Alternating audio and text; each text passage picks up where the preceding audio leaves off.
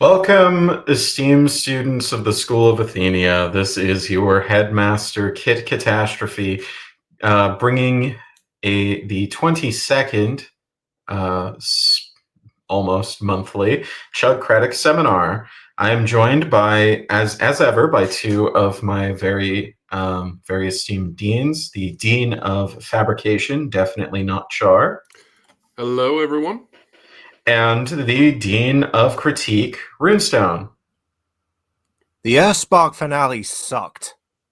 Oh, I didn't even need to watch it to know that's true. Anyway, it's been a while since we've had four hosts on this stream, but unfortunately, ID Armed is not was unable to make it. But we do have a visiting professor here to give a guest lecture. Everyone, give a warm round of applause to G1 Scorponok. Hey, how's it going, y'all? I'm BotCon's been my big shtick for years. I've been collecting it for, I want to say at least this is probably 12 years. And I have the majority of the pieces at this point. I have all the box sets. I have all of the figure subscription service pieces, and pretty much all of the side pieces that they did over the years as like member freebies and the like. There's just a couple of things here or there, but I've always really liked the different like stories and takes on things that FunPub did. They were incredibly creative. Yes, they could be. They could be. As for myself, BotCon stuff has always been something of a white whale for me, and even counting subscription service figures, I haven't had too many of those. But BotCon was never something I was ever really able to attend as a kid. It was always way too far. Never came close enough to me. But I've gotten some pretty good pieces that are worth talking about. How about our two deans from across the pond? What are y'all's experience with FunPub toys? I don't know about Ruin, but as a Transformers kid growing up in Britain, BotCon had like this strange. It's weird to say allure about it because it was like it was something that was unobtainable, because obviously your family isn't going to take you on holiday to America for a convention about these transforming robot toys that you're obsessed with. So it's always been one of those things where you see the BotCon exclusives and you're like, wow, I'm never going to have that as a kid. And then you're an adult with a bit more disposable income and you're like, oh, I can get this on eBay. So I have a couple BotCon exclusives of my own, just things here and there that I've been like, oh, I like this character and this is the best version of it, so I'll eat the price here and there. I really like this sculpt and I really like this one deco they did for it, so I'll get it. But I've never really been a completionist, and I've never really collected BotCon specifically, I'd say.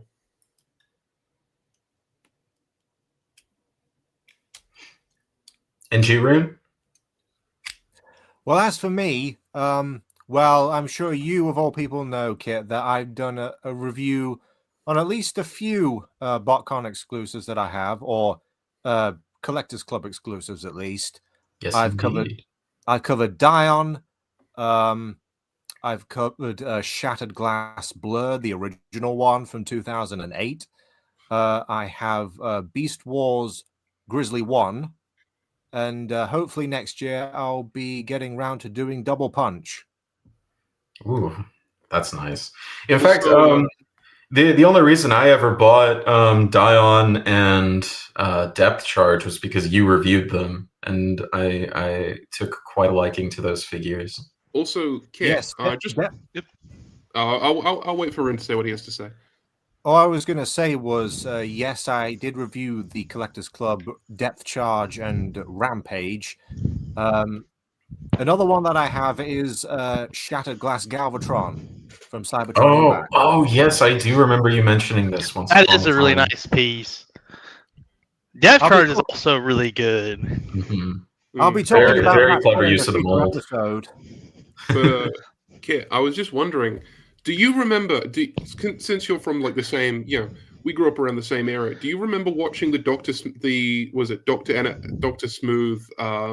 Yeah, preview the session? Randall Ing videos. Yeah, that's like a core memory for me. Energon O's. I Yeah. remember them well. Oh yeah, I remember those. I think he's still making animations, Doctor Smooth, is he not? But not necessarily Transformers, but He's not cranking him like he's not making as many as he used to back in the glorious days of Energatos, but I think he still makes stuff from time to time. yeah, I think he might have actually gotten like a real animation job, if I recall correctly. He had the chops for it. That wouldn't surprise me. Definitely. Yeah, that and he's a father now, so he probably doesn't have time for these animation projects as much these days. Well, at least he'll always have his legacy. True. Yeah.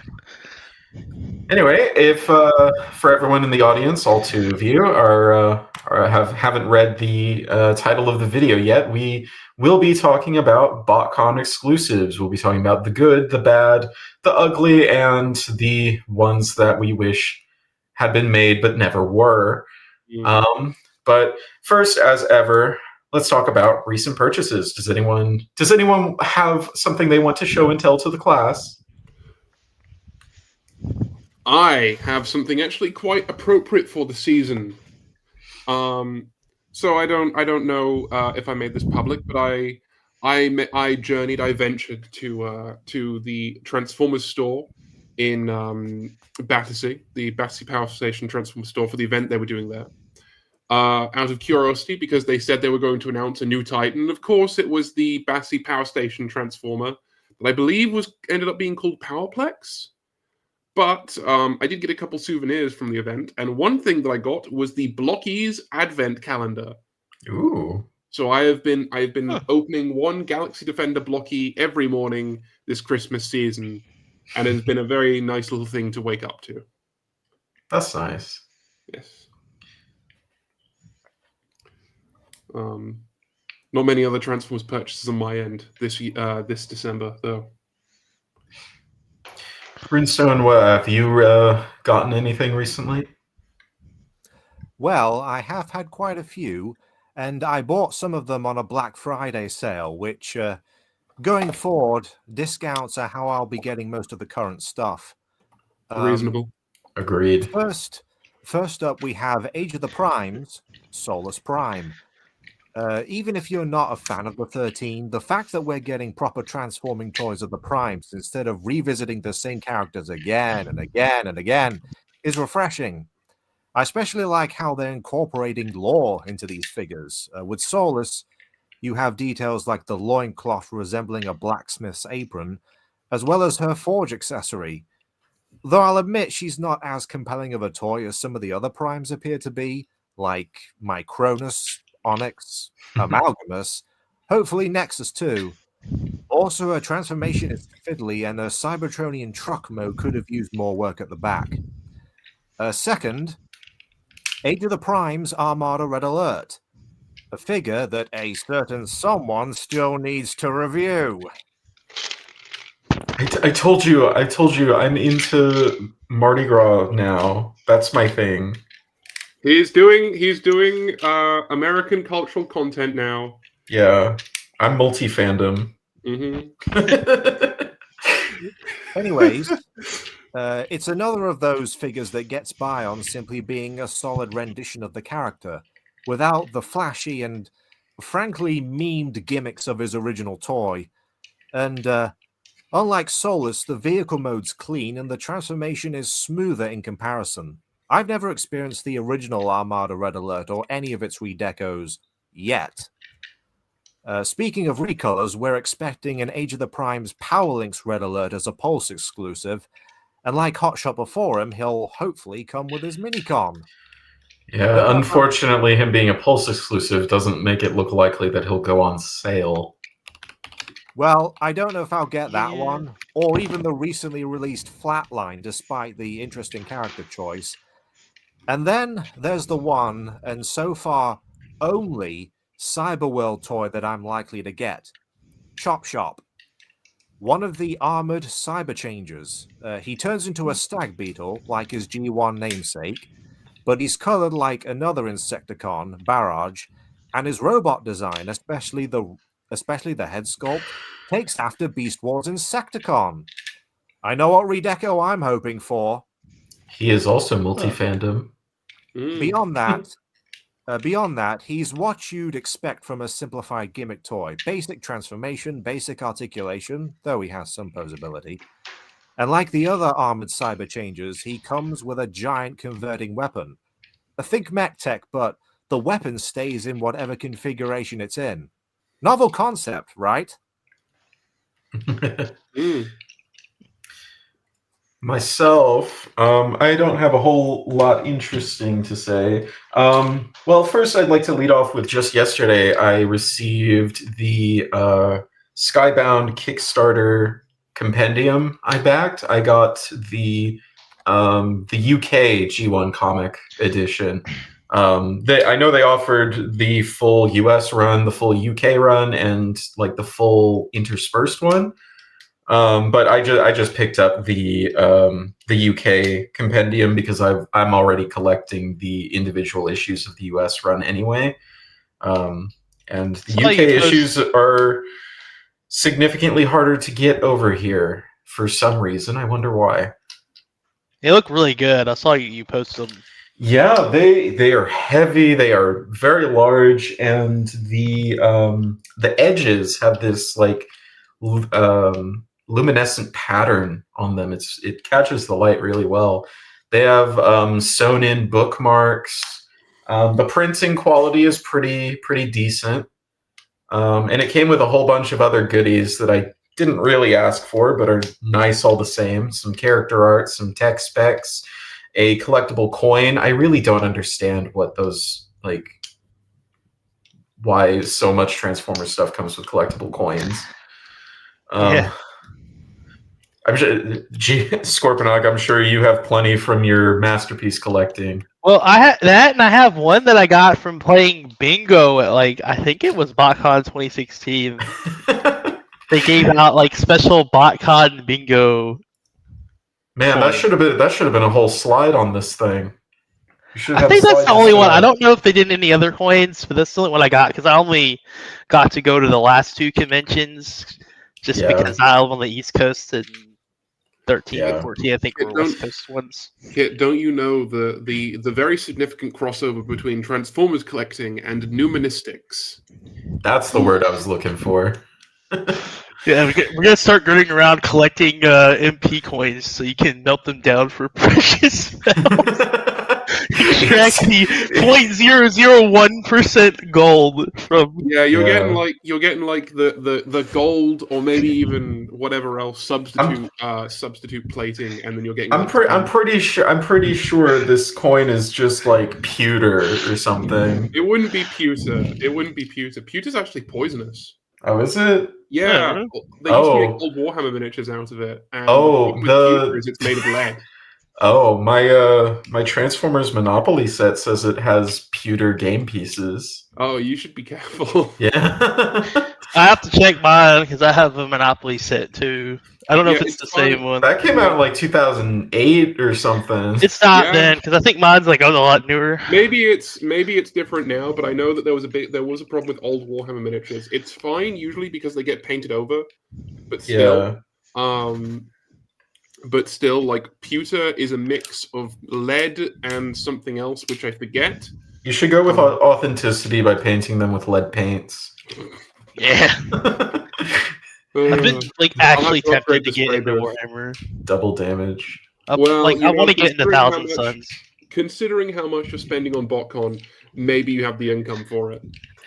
Well, I kind of stopped with BotCon for the most part because I hit critical mass. I feel like I've gotten to where I've got most of everything that I actually want, and the rest of it is just I'll be getting it for bragging rights. Or the handful of pieces I would actually want are just so expensive that it's is the juice worth the squeeze? Well, Yeah. then maybe So you I should kind go of That's a down nice to changed turn of your- phrase. gears. Maybe you should go down to your friendly local gaming store and go and see what they have on offer. Yeah, If you now I mostly do MP, but even then, it's kind of been like a very like slow drip of like new releases. But Yeah. I feel like we should get onto the main topic before I start explaining the lore of the Horus Heresy to Scorponok.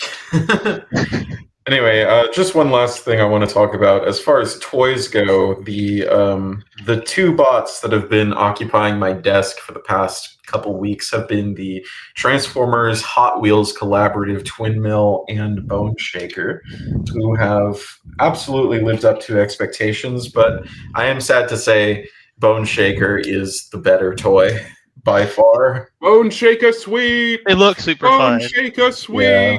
I Don't get me wrong, Twin Mills vehicle mode is absolutely stellar. No notes there. But the transformation's actually pretty fun, save for the parts required parts forming. But his robot mode just isn't that good. So you're saying that the Hot Wheels figures have your approval? They do, and I look Okay. forward to the next wave, even though they are not making a Diora. Well, If- then I am very much interested. Then I think I'll have to go pick them up. Yeah. One more thing I was gonna mention. So I did the only things I got recently, or I did cave on Black Friday, and I bought a couple of the Make Toys Colorverse Seekers because I feel like I've gotten an MP where I could just kind of YOLO on ridiculous ideas like getting into Make Toy Seekers. So I'm doing it. And I got like 6 or 7 of them, Nice. including Slipstream. Slipstream was the big one I wanted, Yeah. but anyway, I digress. How's the mold? I've always wanted to try it out. It's fun. It's finicky. I haven't had a ton of time to handle it. Yeah. It's definitely not the most solid mold ever, but it looked good enough. All right. So now let's sink our teeth into the juicy steak that is BotCon and the Transformers Collectors Club. Yeah. If I may lead the way, just to expand on what we've talked about, BotCon was an annual Transformers convention held primarily in the United States, though in certain years it also showed up in Europe and Japan. It debuted in 1994, and while it was endorsed by Hasbro from the beginning in some way, shape, or form, it became a fully official Transformers convention in 2002. For a couple years, it wasn't even called BotCon, but instead the official Transformers Collectors Convention. It had multiple organizers over the years, the two most prominent being 3H Productions and Fun Publications. The conventions themselves had panels, displays, stalls for buying toys.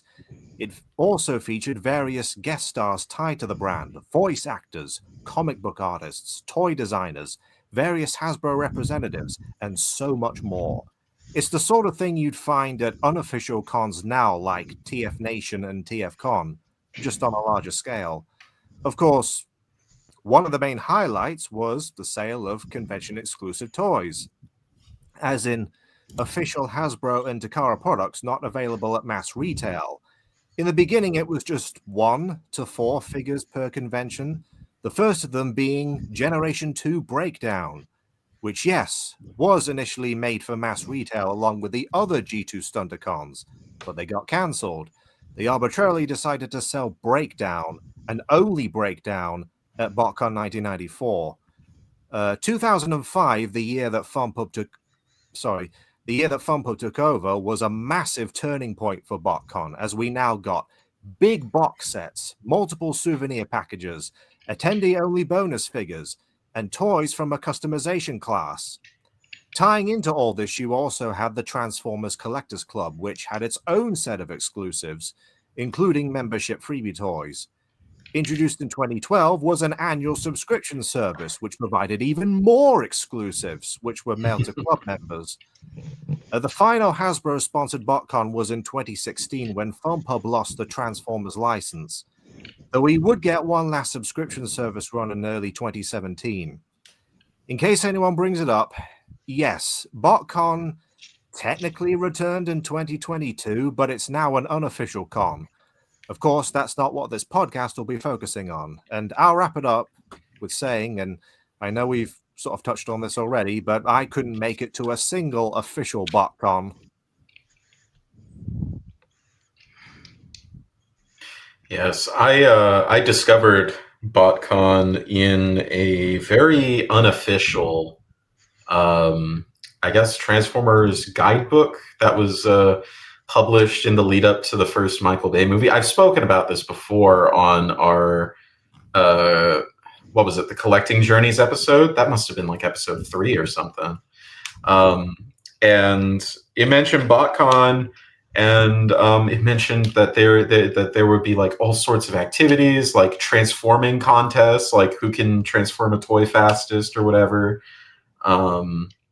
It just always seemed really magical to me, and I really wish I would have been able to go during its heyday. But of course, I was too young. The conventions were too far. The closest it ever came to me was freaking Dallas, Texas.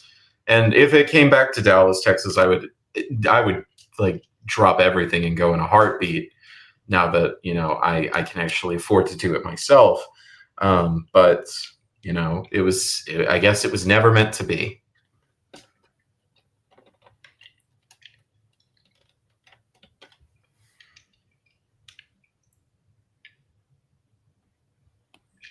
Yeah, I kind of discovered BotCon when I was really young by just like stumbling onto I want to say it was the old BotCon 2006 or 7 website or something. And I just always thought the BotCon redesigns were so cool. But I didn't really get into collecting, well, not just BotCon, but like Transformers in general until around 2013, 2014-ish. Yeah. Which is when I got like really serious about it. And Just then I when only we got went into to the swap last. era. I went to 15 and 16 for the only 2 official cons, and then for the unofficial ones, I went to the one they did in Nashville, and then the last 2 they've done in Fort Wayne. Well, I sort of already described my experience at BotCon as an experience with BotCon, and I'm pretty sure I did in fact discover it through the Dr. Smooth animation videos. And of course, just general cultural osmosis through being a Transformers fan online in the early 2000s. Yes. Anyway, so the point of this podcast is to talk about the toys, and we have divided the toys into 3 categories: have it, want it, and nuh-uh. Oh, wait, there's a 4th category, the ones that were never made. So we just picked one toy for each, 1 or 2 toys for each category. And up first is, I believe, the ones that we already have. Yeah, I could have put who knows how many things in this category, but I wanted to put something interesting because I figure like there's a lot of figures I could have put where everybody would just shake their head like, yep, that's a good one.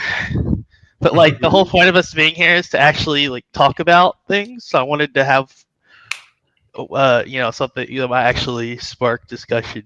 So I put these guys here because Serpentor was, I want to say, the last figure subscription service piece I ever got my hands on.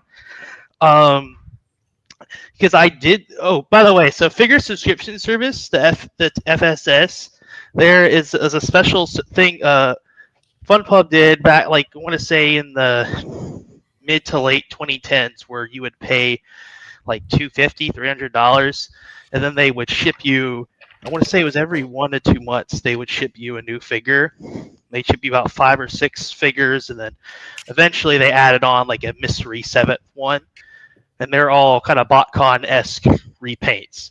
So they did this one out of Reveal the Shield Scourge using the Rat Bat head as Serpentor, and I kind of just had it on like in a box for years, and then TFC rolled out their third-party G.I. Joe Optimus Primes and Megatron, which are those amazing figures, by the way. And then Hasbro started doing theirs, and then all of a sudden it went from this guy kind of being dead weight to, oh, wait a minute, he's an easy shoe-in. Because he looks really good. have a pic, like a pic. Actually, might be able to post a picture and like DM it to one of y'all, but they look really good together.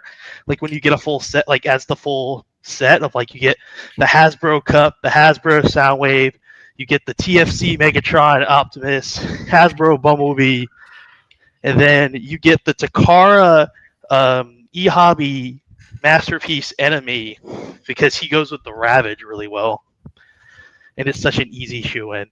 The Bats, I just think that the Bats as a recolor of Prime Soundwave is just such a that's such an awesome redesign, like recolor for that mold. It's very Like Cybertron sideways. yeah. It's a I was very going to say, sorry, I was just going to say that the go bats ahead. look like a Universe 2008ification of Cybertron Sideways. I can see that. That's rad as hell. I just think it's a really clever mold reuse because the design of Prime Soundwave is already kind of close to the bats from G.I. Joe. Well, yeah. Yeah. And this So it was worked kind of really a well. weird one-off, like just thing that they put out on the website. So I didn't think a lot of people would know about it, as opposed to like the big BotCon releases. Also, giving Yeah. Old Snake an actual G.I. Joe figure is pretty cool. Yeah, I knew Serpentor existed. I've seen it before, and let me tell you, I wholeheartedly approve of that color scheme, but I may be a little biased. But yeah, I may have only seen Bat like maybe once or twice, so it's a real curio right I there. have him, but like he comes in this, they come in like this really nice bubble, like box thing, and like I've just never really wanted to take it out because he looks so nice, and I'm gonna damage the package. So I do have him, but I haven't really ever like taken him out on display. Serpentor though is totally part of my GI Joe set. Yeah. I will say that the green on that Serpentor looks really vibrant. It almost looks like a Digibash to me. I think this is a little bit more Digibash art. Like I said, I can post. I'll DM it to you, Kit, some pictures from my actual like display, so you can see like go the ahead. real one. Well, you could put it in the Chugcratic Submissions channel on the Crew of Kit Discord server. Let me do that. And to everyone in the chat, go take a look. I don't know if this is the full one. Oh yeah, the green. He definitely looks a lot less shiny in hand, but he still looks really nice. Really, really nice. This is before added cup, but you can see what I mean. He just kind of fits. Like it's a really nice display, but it's not something you would just think to put them all together like this. But it works. Yeah. No, that does look really nice. And I admit, cool. I eternally lament the fact that I never bought TFC Rolling Thunder Optimus. It's a really it is probably one of the best third-party figures ever made. Like TFC made one heck of a comeback. They certainly did. And I also really appreciate how the box is styled after a Tamiya model kit box. Yeah. Oh, also you do have to get the nuke, like the intercontinental ballistic missile version, because the missile just adds so much cool stuff to him, and like it splits and makes like kind of a backpacky thing, kind of like what like Optimus had, like some of the Bay Optimus like super modes have, where the trailer forms that like weird X-shaped backpack thing. Yeah, I've seen it. It does look really cool. But I digress. We're not really here to talk about that figure. Should probably get rolling, but that's why I figured I'd talk about these. They're interesting pieces.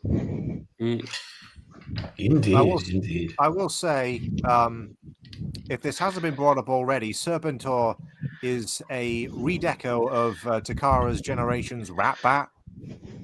Himself a head swap of Scourge, and I'd honestly still pick Rat Bat over this, but you know, Serpentor still looks cool in his own right.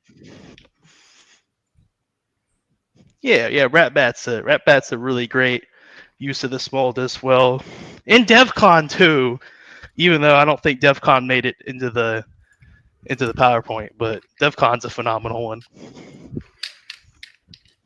Yeah, he really suits that mold well.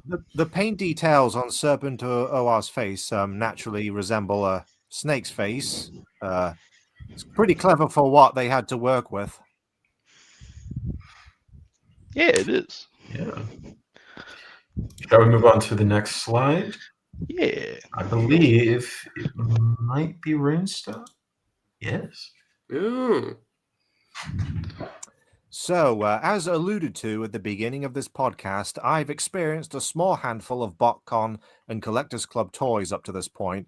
One of the ones I didn't list, but we'll talk about now, is Beast Wars Onyx Primal. He is a recolor of Optimus Primal from the basic Class 2-pack, with the Megatron that turns into a crocodile. As a redeco, I kind of like Onyx. The black, the gray bordering on white, and the gold paint apps looks pretty sweet. Considering the Batman motif that mold's robot design seemed to be going for, I'll bet some have said if Optimus is Adam West Batman, then Onyx is the Dark Knight. Sadly, the mold's problems remain, from the pretty bad undercarriage junk in Bat mode to the fact that the auto transformation doesn't work as well as it should. Specifically, the shoulders don't swing all the way up. Do you think that's just a product of age? Well, I was going to say it was hit or miss with Optimus, and it's no different here. Oh, I see.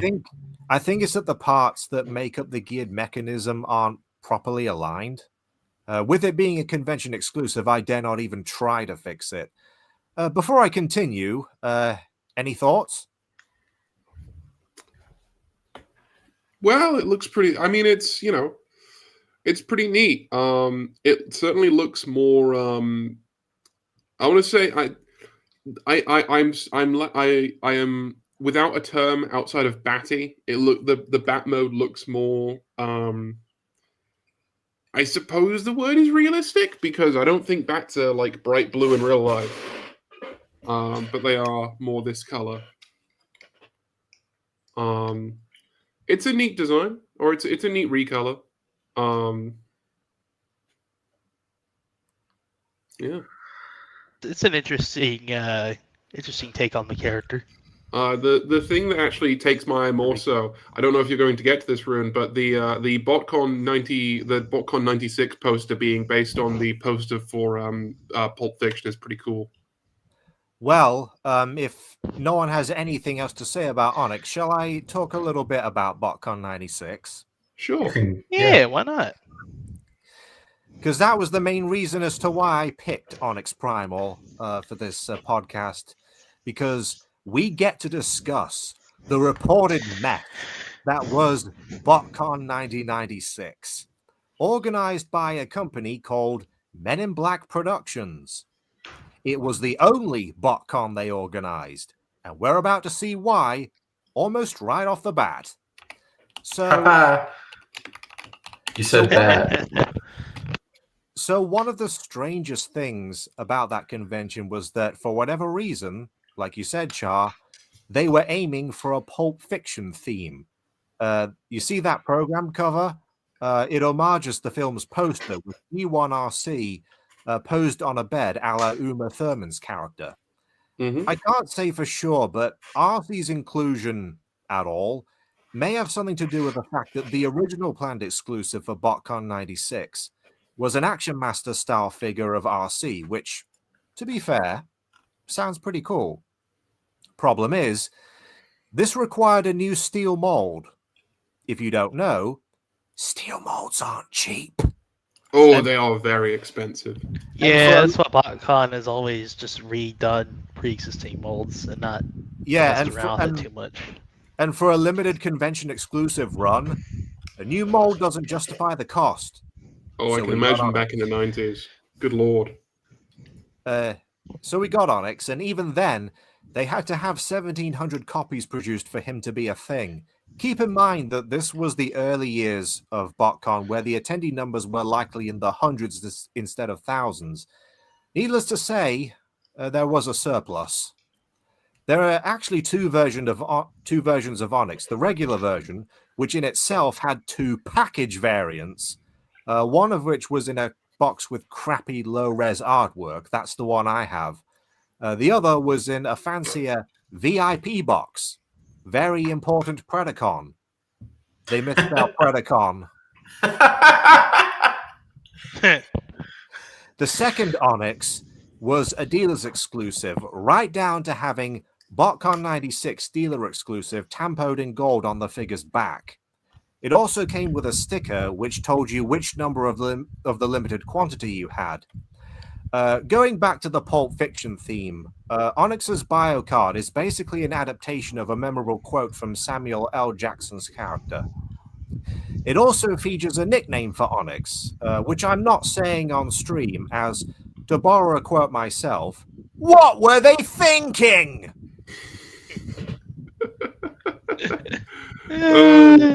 That line can frankly sum up the con as a whole, because now we get to go over how well it went down.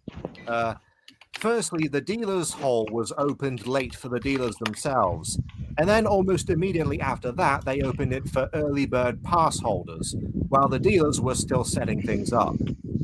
Second, as it was the 10th anniversary of the Transformers the movie, they had bought a sealed VHS tape of the film that didn't play.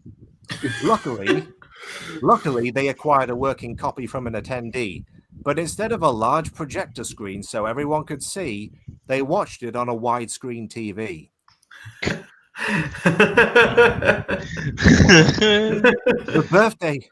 The birthday cake they had to celebrate was a very plain cake. No Transformers decorations, nothing. I mean, granted, cake is cake, but still. And they didn't even provide forks to eat the damn thing. To drink, you had water from the finest party utensil you could possibly imagine, a McDonald's keg.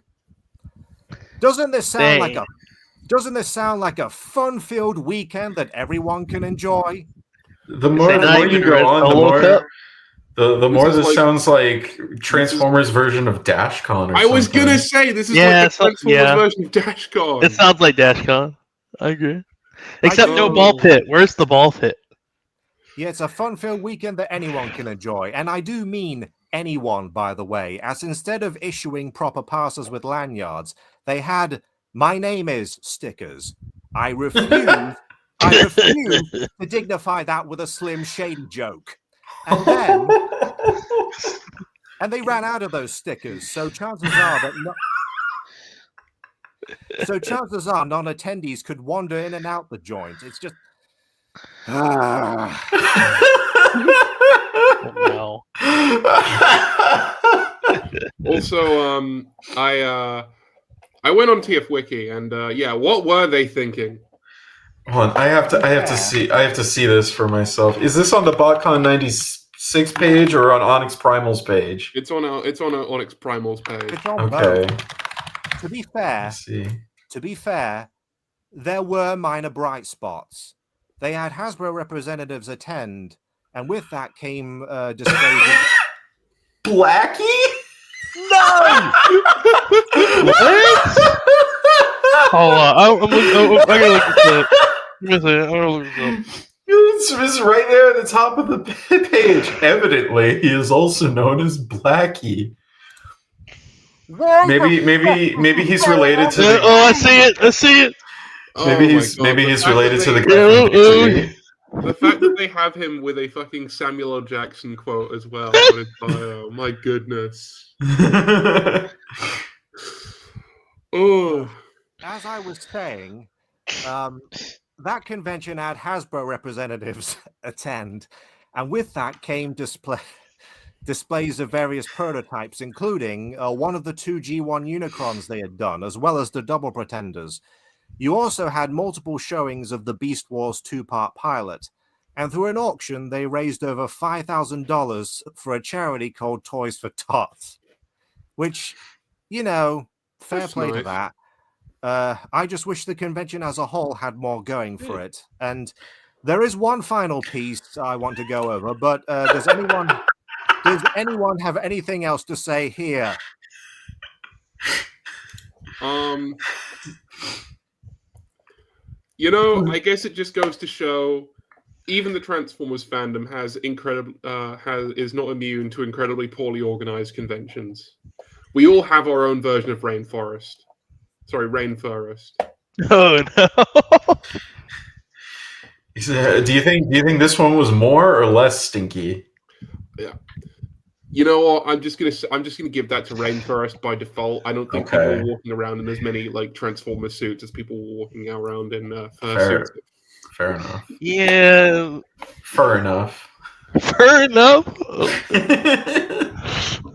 Also, other reasons. If you're not acquainted, go watch Internet Historian's video. Yes, Yeah. definitely. Rune, I don't know. Did you tell the story behind the picture in the bottom right yet? That's the last part that I'm going Okay. to cover right now. Okay, good. Because I'm a little familiar with this one, this part of events. So, in the following years, Men in Black still hosted a few unofficial Transformers conventions named TransCon, which reportedly weren't that great either. For 1997's TransCon 2, there were a couple of Transformers exclusives planned, like actual official Transformers toys, which you can see on the bottom right. Mhm. The first was an albino maximal redeco of the aforementioned crocodile Megatron named Albitron, and a recolor of basic class Pterosaur as Swoop. Not gonna lie, I kind of want those. I'll buy Tron if I that for may, $1. I think, if I may, if I remember right, I want to say FunPub, or not FunPub, the guys that took over BotCon after official BotCon ended, made a nod to albino Yes. Megatron with their Beast Box QB thingies. Yes, that's exactly what they did. They even reused the name. They do, yeah, they did use that. Yeah, I was there. I was actually dealing at that convention. So, like I said, I kind of want those. Unfortunately, MIB had solicited these before they had gotten full approval from Hasbro, Kenner, or whatever. This, people, is what we call a breach of contract. As such, Hasken shut this 2-pack down, and instead we got what was presumably leftover stock of Onyx Primal. No matter how hard they tried, they just couldn't sell them all. And there are other things we could bring up, but you can look them up for yourself on TF Wiki and other sources. I'll conclude with, bet they wish they had a neuralizer. Ooh. Ooh.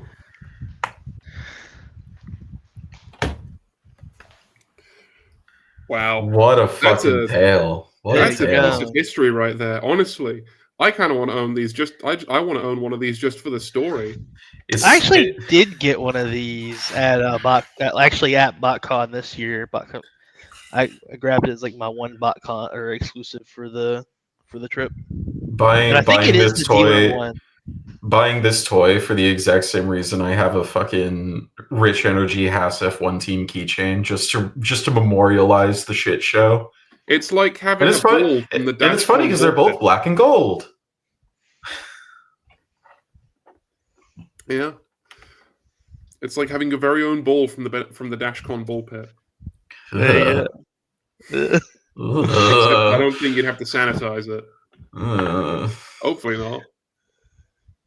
Yeah, if you have to sanitize your Onyx Primal, I think there's a greater issue at hand.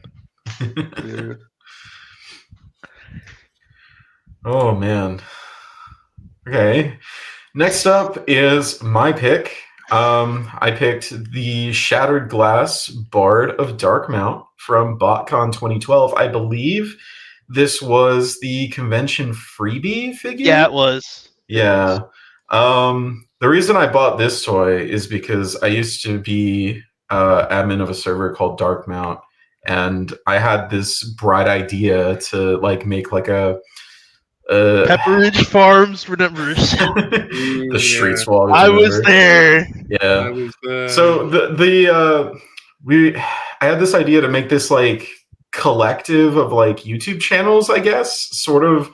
I guess the best comparison I could think of was the Yogscast or something, where they would cross over and shit.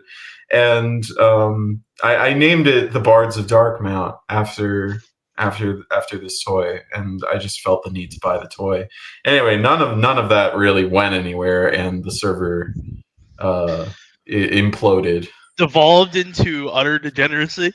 Yeah, I just kind of went hands off for a few years. I remember Darkmount the way people remember remember the Something Awful forums from the early 2000s. Honestly, kind of say I remember there being like the OG TFU server, and then when that imploded, then I like Darkmount was the main like the big thing, and then Darkmount imploded, and then it was like, I don't think Darkmount was ever like the main thing. It was just where I spent most of my time. it wasn't the main. It was like, just it was my yeah. like mostly where I spent my time as well. Yeah. It certainly wasn't the main place. There was RTF, and then RTF exploded and splintered into like a bajillion different servers. There was like Transformers specific, Transformers Universe, which was probably the biggest successor. There was Griffin Rock. There were a bunch of other places. Yeah, I know there being like an original TFU, and then like some other guys bought TFU, and then like turned it into a cult. And no, okay, so TFU is technically the same server as RTF, and the TFU guys bought RTF, and I think I'm pretty sure because they're the ones that turned it into the cult. Yeah, the Cult of Seven. Honestly, that could be a whole entire episode. Let's just say I saw things in a TFCon hotel room that you don't want to know. Oh my god, I love fandom drama. Oh, is that about the whip? Yeah. Rob probably told you everything. Yeah, I heard about the whip. That was the first time I met Rob in person. But I digress. Speaking of Rob, he's in the chat right now. Hey! Say hi, Rob. Without you, this figure wouldn't be on this list. Oh yeah, in the very beginning, Darkmount was called Moonbase 2, and then we're like, oh, that's the name of a podcast, and then we had to change it. Yeah. But yeah, anyway, on to the actual toy. It's a pretty great toy. Yeah, the mold is really great. I really love the Generation Straxus mold. It's very unique. It's like a half-track mobile cannon in Vilk mode, and then you can like sort of like half-ass transform it into like a battle platform in the instructions. He has a very cool weapon. The tank barrel comes off and turns into a pickaxe that he had in the comics. He has a bunch of 3mm clip weapons, and yeah, they repainted him into Skullgrin, which was the original way I experienced the mold. I got him for Christmas one year. How did they do this mold for? If I may, how did they do this mold like so well for Skullgrin, and then they bungled it so hard for Skullgrin with Legacy? Like, well, it's kind of impossible to top something like this. This is such a great figure. I chalk it up to Hasbro kind of. You know, Hasbro's whole change in doctrine for Generations. This is from the early era of Generations, when it was more about reinterpreting, whereas the more recent era of Generations is more about recreating.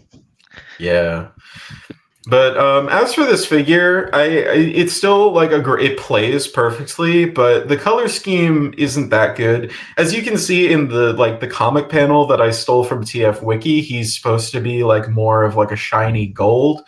But in reality, he's just more like a mustardy yellow, and I don't really think that works. He has a few like actual gold paint apps, but they're not really enough to get the point across. So he doesn't look as good as he probably should. But like I said, he still plays well. And I'm gonna be honest, I've never read like the Shatterglass fiction or whatever, but from the name alone, I can tell that they turned him into like a traveling minstrel bard guy or whatever. So instead of a pickaxe, I'm pretending that he's like shredding his guitar or something. I think that was intentional. I do like the recontextualization of the accessory. It works. It's quite. It's not in the instructions. I just made it up. It's a really nice use of the accessory. Also, we'll see kind of the goldy like Sam Brown color actually kind of makes him stand out a lot against the Shattered Glass like roster, if you will, for lack of better terms, because it's a lot of like blues. Like on both sides, you get a lot of blues, a lot of purples, some red. And like gray, it's like this brown really just makes him like stand out from everybody. Most of the Shattered Glass characters tend to have like really dark color schemes. Yeah.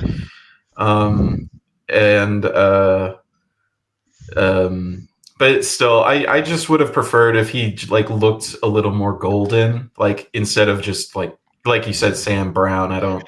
It stands out, sure, but it just doesn't look great on its own. Yeah, gold definitely would have been better. But again, it was also the freebie, so it wasn't like they're going to Yeah. make a ton of money off of it. But not True. that freebies can't look good, because like Yeah. Pterosaur, Combiner Wars Pterosaur looked really good for a freebie. Oh yeah. And of course, BotCon 2006 Tigatron is really good for a freebie. Like they've done some banger freebies, so they could have made it work. They just needed. They just probably needed like a bit, like a slightly different plastic color. Really. Yeah. They do the shiny gold, but it's the OG gold, like swirly gold plastic of death. Oh boy. Tomoki's paw curls. I would settle for yellow. I think yellow would have worked better here than the mustard yellow, because the mustard yellow reads more of sand brown, like sand. It does. Like if you have the figure in person, it is really just it's like a sand brown. Yeah. I tried looking over my shoulder at my copy, but he's being blocked by Runabout right now. This is another one that I did a video on, and I will say that the color scheme doesn't exactly come from nowhere. It apparently comes from the German version of the Marvel Comics. Look up Transformers Comic Magazine issue 10, and on the front cover you'll see a disembodied Straxus head done in yellow, green, and black. Huh. Let me see. Yeah, Yes, there it is. There it is, and it's even that darker mustardy yellow. It's almost orange, really, on the cover. I can put it in Chugcratic submissions right now. Yeah, that'd be great if you could. You know, it's kind of wild that we've never really used this channel as like a show notes page until this episode. It's so obvious in retrospect. I really like the mold. I doubt we'll get a Shattered Glass Straxus from the more recent one they did. No, and even then, I don't think I would buy it just because it's a Studio Series Galvatron redo. Yeah, I don't really know if that mold would really fit. Plus, with him being a full leader size, I feel like he would be too big. Because I feel like Grimlock gets away with being a Studio Series leader because he is just naturally a bigger character. But I feel like with Straxus, he needs, at least Shattered Glass Straxus, he needs to be a smaller character. Or not small, but average size to fit with the other ones. If you actually try to do a legit Shattered Glass display on a shelf. Yeah. Well, I think that wraps it up for Straxus, and that just leaves one last Dean to talk about what figure he owns. Yes. For once, Skybite isn't the greatest shark in town, because he's not a shark. This is Generation 2 Skybite. Yes, Generation 2. This figure was released as part of the BotCon 2012, if memory serves. Dude, it's right on the screen right there. How did you miss 2010. I'm blind. I wrote that myself. He's in the box set. Although usually he's kind of one of the side pieces because everybody just goes nuts for Pyro and Clinch. I mean, to be fair, Pyro and Clinch are amazing. Oh, they are. They're much so. I have them on display, where I have the loot, the BotCon guys in front, and then I have the originals in the box, behind them, up on risers. Get out! That's amazing. Well, yeah, I'll post that while we talk. As the resident RID/Car Robots fanboy, or one of them, I really like this Skybite. I quite enjoy I quite enjoy the use of the Energon Sharkcon mold. This is the only version of that mold that I own. It works quite well as a Cybertronian Skybite. You can imagine it being how he looked before they visited Earth on Cybertron. And it's because of it being a BotCon figure, of course, they have a bit more of a budget for paint apps. And so they're able to match the level of paint detail that the original toy had, which makes it look really, really nice. And yeah, this might be a little controversial, but I honestly think this might be the best Skybite. And I say that because it is it is of the Skybite toys, it is the best built, as it is an Energon toy, and thus those are very sturdy. It has all the articulation you could want, and it has the least intrusive kibble of any figure, in my opinion. So this could this be the best Skybite? I would say yes. I have the G1 Sharkticon repaint of this mold. I think it came out in the same year. It did come out in the It same did. It was year, the and, True Builder. Yeah, I They have came out one with of that. those. The mold, and it's the first version of this mold that I have. I don't have the original Energon Sharkticon, though I would like to, of course. But I don't know. Those fins on his elbows really bother me. They really bother me. They are the most intrusive part of the figure, yeah. But do you own Skybite? Do you own any version of Skybite? I just have the new Age of the Primes version. Okay, so you don't own the original Skybite? No, nor the Thrilling 30. Okay, well I can tell you for a fact that the original Skybite's kibble is far more intrusive than those fins coming off the arms. Okay, I know which T30 version to buy then. T30 is a really got like really funky proportion. Yeah, and T30 isn't even in the running, in my opinion. The only thing that is kind of neat about the T30 one is it has like a really small hole in the bottom of the shark mode that you could like plug into like a high grade action base or something. Yeah, so you can have it like jumping in the shark mode, but like other than that, it's like it's okay. It's very good. They started doing that around the early 2000s when they started adding like action based ports on all their figures. 2014 was not the early 2000s, Char. Early 2010s. Early 2010s. My apologies. Around the early 2010s, around Thrilling 30, they started. It was specifically 2014. Oh. Yeah. Thrilling 30 was just a really weird, like, hit or miss era. Like, they had some of the best stuff and some of the worst stuff. Yeah. I liked it. It was a good time. I liked a lot of it. I just... Yeah. Because, like, we got T30 Springer, we got... I'm trying to remember, like, Springer was the big one. Springer, Sandstorm, Whirl, Roadbuster. There were some really awesome releases. I don't like Roadbuster. Roadbuster, he's maybe not as strong as the other ones. Orion Pax was the first ever Transformer I bought for myself. Yeah, he was a really solid one too.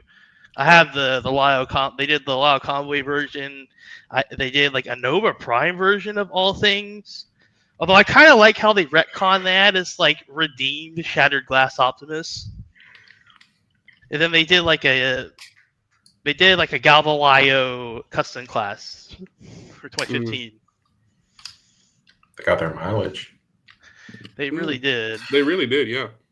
Anyway, I really have to say that the Shark mode just looks fantastic with all of those paint apps, and I like how it even has like little eye marks on the prow. That's one of my favorite details. It has the little eyes. It does look really nice. I love when they've like the BotCon things like this, where they kind of like take in characters that had animal modes and then do them in the vehicle modes, but then add these little details to kind of evoke the original animal aesthetic. Yeah, they did that with Skybite. They did that with Depth Charge. They did that with Pterosaur. They did that with Cheetor and Tigatron too, with how they have the stripes and spots patterns. Yeah.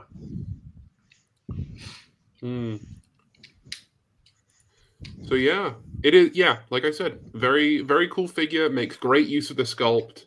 I really like how they recreated the chest detail by filling in those little vents on the chest with purple to make them look like the eyes of the eyes on the chest. And the Energon port being his the port where the Energon crystal is supposed to go. That's where the Spark crystal is on Skybite, of course. It all just like works way better than you would expect it to. was made for him. It was. It's his Was. redeco. It was made for him. It was the very first pre-tool. I don't know about very first, but okay. I mean, I can't. Can you think of a pre-tool that happened before Energon? I don't know. I honestly could. I can't. I don't know. That's a good point. Exactly. Then. This is a mold that I have yet to experience. Hopefully I'll get one version of it someday, whether it's either Chugcratic, Skybite, or even United Axelon. Oh, that's a good pick. I forgot about United Axelon. That is. So I didn't even know it was a thing in the first place. They also made a dark side. What mold did they use for that? Oh. Did they do a United Dark? Oh, they this is did. interesting. Did they use Cybertron Unicron for that, or am I just making that up? I thought that was the Arc. Okay, I'm looking at you at United Axelon right now, and you know what it really strikes me as? It looks like the kind of thing that would have been released in like the 2007 movie line. You know what I mean? Yes. Yeah. Like it looks like it would really fit with I those don't- guys as like Hold on, a somebody post submarine it, boat. Chugcratic, because I cannot find pictures of the dark side. I looked up the dark side, and it only has like a little miniature. Because I remember there being an Axelon one, but I just didn't remember there being a dark side one. Damn! Now There I was really there want was the a Axelon. second there was a second mold that they used for a different ship. It might have been the Yeah, Ark. like I just said, it was Yeah. it was Cybertron Unicron as the Arc. Yeah. Yeah, there it is. I couldn't find it on the page.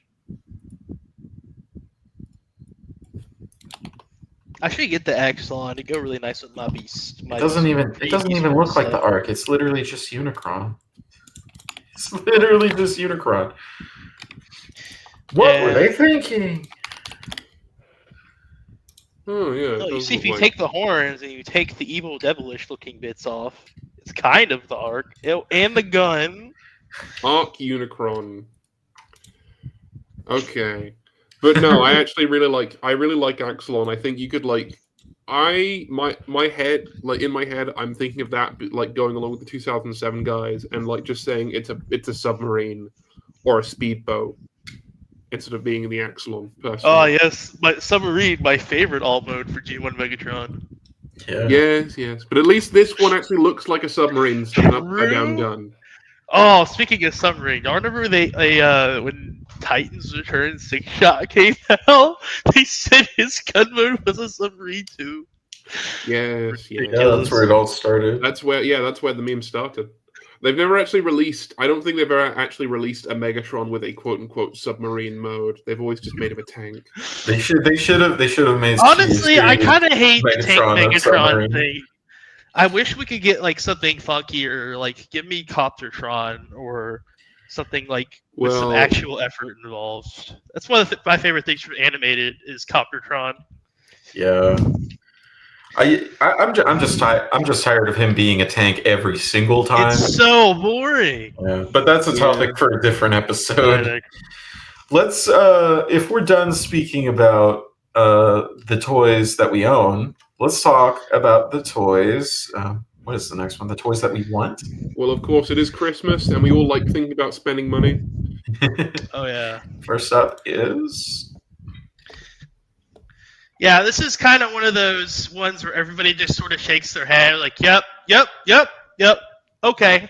But I kind of had to add him because I think he's one of the few, if only like, kind of few remaining BotCon purchases that I feel like I would genuinely want to display, just because I think this figure looks so good.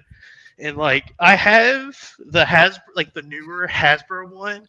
It's just kind of a replacement. I got some add-on sets, so he's got a few little extra things to make him look more like the original.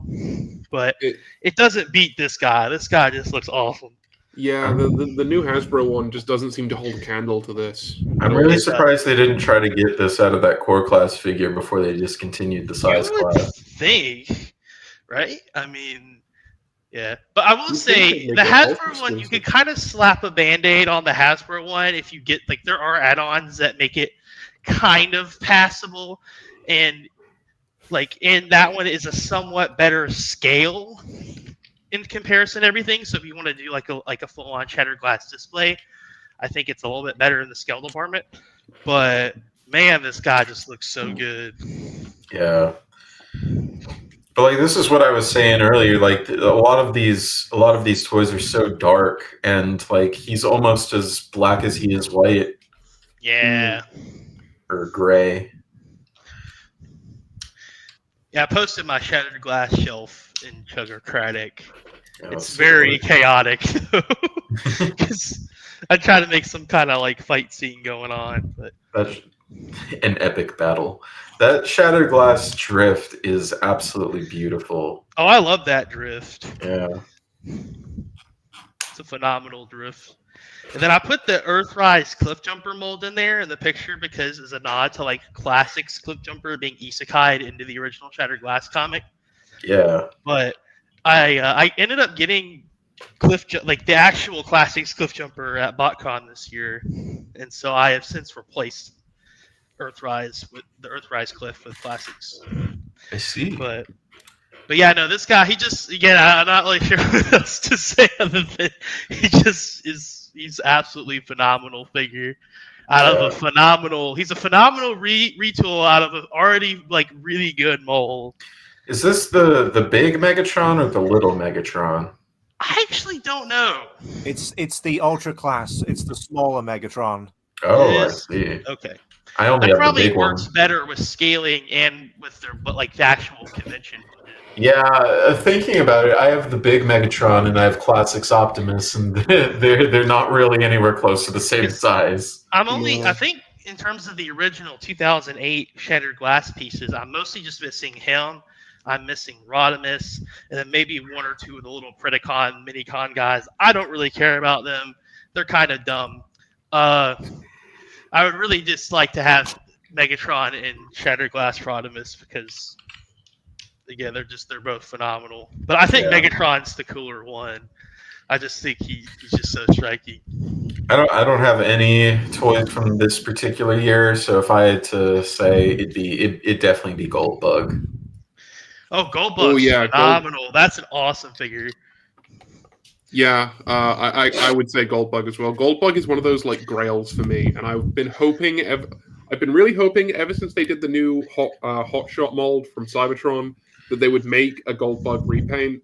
They Yeah. haven't done it yet. They need to give Goldbug a second chance because They really do. doing him in the Bumblebee mold, he just It looks just- so bad. It's It kind of misses funny the that appeal. we already got Shatterglass, Starscream, and Goldbug at retail, but then they immediately made the correct molds for them after they came out. Starscream, you can kind of band-aid with their add-ons that like give him the arm binders, like the Yeah. Cybertron one. And if you band-aid him like that, he looks with add-ons, he looks good. Goldbug, there's just no saving. Like Yeah. Earthrise, like Bumblebee Cliff Jumper does not make a good Goldbug mold. Unfortunately for me, I think the Legacy Starscream mold just absolutely blows, so I wouldn't buy a Shatterglass Starscream either. It's a very mid mold. I mean, it's still better than the FunPub figure subscription service one. That one was just really bad, but What did they use? not really what bad, did they but use for that? it was okay. I mean, it's good, but you know, it is what it is. Oh, just to combine. Okay, yeah. No, I'm not talking about the 08 one. I'm talking about the figure subscription service 5. Yeah, I 08 get what you're saying. But get what no, you're the saying. original is awesome. Yeah. But I don't I have display the, my original box sets because I don't want them to get my box set 08 figures because I don't want them to get tore up. So most of the ones in the picture are the newer ones. Yeah. Yeah. Okay. This Megatron, this is one I want as well. Of course, the head sculpt is based off of Megatron's early helmet design. Yeah. It's kind of funny. It reminds me of Megatron's head design from the Transformers 1 movie.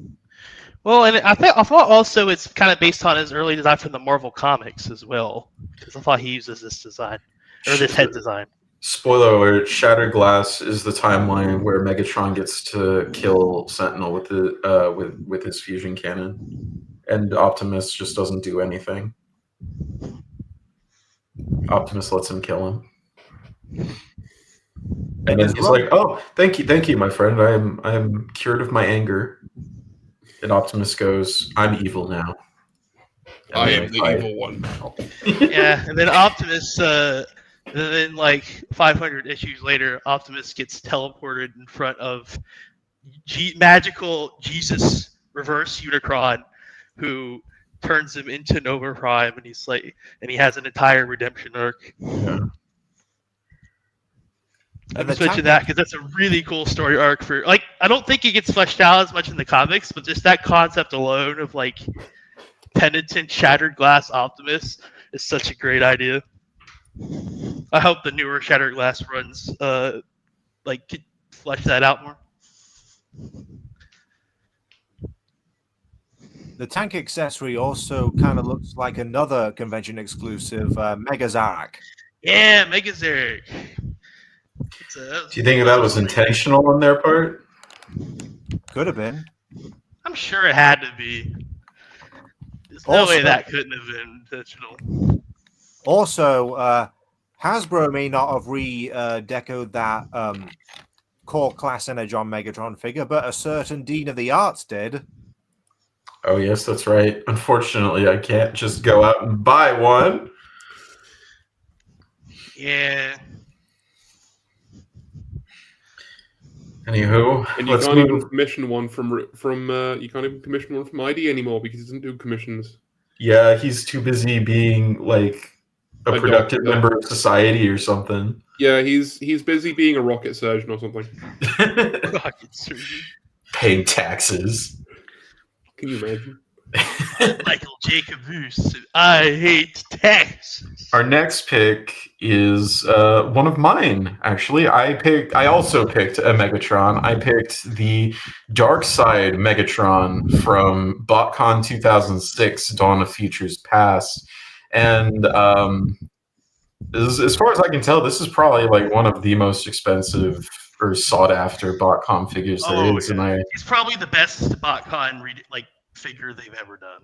Like, yeah, he's just so good. He was my grail for years too, and I finally got him. Yeah. Like, I want to say 4 or 5 years ago. I posted my Beast Wars shelf. You can kind of see him in the back, but yeah, I noticed, and I'm still seething. But yeah, BotCon 2006 was the Beast Wars prequel box set year, and so we got to see like what they all looked like on Cybertron, and Megatron here was a new head retool of Cybertron Defense Red Alert, which is a fantastic toy, by the way. Yeah, I love the toy, and I just love it even more as this like pale purpley gray dinosaur man Megatron. That's kind of all I have to say about it. I was gonna say, I just want to mention that there's actually, like, you can find it. Actually, I might dig it here, like look for it. But there's concept art of this version of Megatron being like an exosuit thing, like power armor for like a smaller Megatron. And oh my god, it's like some third party or like Hasbro made like a Power of the Primes style like evolution Beast Wars Megatron with this setup. Oh man, I would buy that. I would buy that in a heartbeat. I think I remember that from an animation actually. Like someone did. Theft of the Golden Disc, maybe. Yeah, I think it was Theft of the Golden Disc. But yeah, it's just man, if they did that, I would buy it. This figure is just so good. He looks so good with all of the other Beast Wars characters, both the 2016 ones and the 2006. You get the full roster together. You sprinkle in a few of the extra ones like Depth Charge and Rampage. I posted like mine in Chugcratic, but they look perfect. It's kind of funny. The color scheme in vehicle mode makes me think of a SWAT vehicle, and now I'm thinking of a SWAT ICBM carrier, which is just very funny to me. Talk about police brutality. There we go. I think I found it. I'm gonna post a picture. But also another thing is seeing the hand with the claw. It's making me realize why they chose this mold in the first place. Because of course the claw is meant to be like Megatron's mouth hand, and then the rocket on the other shoulder is kind of reminiscent of the tail. Yeah. And Oh so my that god, clicks that is some fantastic concept art. Holy shit. See what I That looks mean? like, Like, if this got turned into an actual toy, that'd be like the greatest thing ever. that looks like Don Figueroa's work. It might very well be him. It's not. That's not his signature. No? That's someone Okay. else. Okay. But still, it's just absolutely phenomenal design. Yeah, that is pretty cool, and it does explain. It sort of explains why he looks different in the opening episode as well. Yeah, and why he's so big. Yeah. Very cool. Very cool. But yeah, like I said, this is one of the most sought after BotCon exclusives, so it's probably never going to end up in my house. Yeah, this was like the white whale of all white whales. Like, I think I got this in like the 2008 box set were like my last major white whales. And I want to say I got them 4 or 5 years ago. So it's been a while. At least for like BotCon related white whales. Yeah. Mm. Oh, Waspinator. Waspinator was the very last one. I didn't get him until I think 2-3 years ago at TFCon Orlando. So when you got your Megatron, do you remember how much it ran you? I don't know. It was a lot. Probably at least $1 to $2 grand. Oh my god. Yeah, it's like sometimes you, like I said, you have to think like it's a juice worth the squeeze. And for this one, just this once, like I felt like it genuinely was. Yeah. Because I was getting to like the very end of my like the last couple of pieces for the full like 2000 like Beast Wars collection. The only one, the other one I don't technically have at this point is Inferno, but like Inferno is just a repainted Cybertron scrap metal. So I found like a Cybertron scrap metal in like an antique store for like $3. So I just bought him, slapped a Predacon logo on him, and was like, okay, you're my Inferno now. Fair enough. But yeah. If that's all we have to say on Megatron, we can move on to Runestone's pick. Yeah, well, instead of going the predictable route and picking another Beast Wars adjacent figure, I've gone with Barricade from 2014 subscription service. It's a redeco. Probably one of the best figures from the subscription service, to be honest. So good. Love him. Well, it's a redeco of Prime Beast Hunter's Deluxe Prowl, himself a head swap of Smokescreen. This deco, of course, has its roots in the live-action movie version of Barricade, a black and white police car with a red and blue light bar, as well as the "To Punish and Enslave" slogan printed at the rear. The robot's color scheme is based on Barricade from the cancelled Transformers Universe game, and he just looks so friggin' cool, especially with the explosion of purple. I mean, maybe it could be a bit darker, or given a metallic coating somehow, but you know, I still think he looks sweet. Like Prowl, he lacks Smokescreen's Electronet accessory. Unlike Prowl, he has something else to make up for it. Frenzy, a recolor of the Arms Micron Sue, done in a grey evocative of his live-action film namesake. Unfortunately, Frenzy doesn't have a deco at all, not even stickers. That said, the choice of mold was perfect, as he transforms into a spinning circular saw, which is, of course, the live-action Barricade's weapon of choice. Not much else to say. What do you guys think? He really, really, really goes well with the BotCon 2015 Megatron. If you get both of them together, they look like, well, I mean, if we're going to rip Pulp Fiction, so they look like John Travolta and Samuel L. Jackson together. They just look like perfect, like peanut butter and jelly. It's literal perfection. I Again with posted the in Pulp Chugcratic the Fiction. 2 vehicle modes together. They're just awesome. They like they both kind of have the it is the breakdown, but like the Prime like Bayverse aesthetic converted into Prime. It just Mhm. it works. So this figure is phenomenal. I mean, you say Bayverse aesthetic converted into Prime, but surely that's what the main that's Megatron true. is That's as well. true. But that's true. That's fair. I have to say that vehicle mode absolutely sings. It's damn near perfect. The only thing that It's would make slick. it perfect would be if like the windows were painted over so you can't see any of the purple. I was going to suggest bull bars. I don't know, just the fact that he's like far more like supercar-esque than I know it's muscle totally inappropriate car-esque. for this kind of car, but I think bull bars would go well because The that's problem kind of is iconic the for. bull bars. They would have had to mold that. Like I don't think the bull bars were ever part of Oh yeah, the actual mold. But and it'd just be more kibble hanging off the arms. Well, actually, they'd be on the shoulders. Also, kind of a somewhat of a side thing, but also kind of not. Did any of y'all actually play TFU? I never had the opportunity. No, I actually did get to play TFU. I did actually end up. I played it for a little bit, not too long. It was pretty fun. It was kind of honestly, it was a hero shooter. It was like almost a hero shooter, like before hero shooters were a thing. I remember being hyped for it because I thought it was basically going to be WoW, but with Transformers. Like WoW set in the Transformers Prime universe. universe. Felt more like hero shootery because you had different characters you could play that all had different abilities. And you see, that was the thing. I thought the selling point was that you could make your own Transformers and play as them.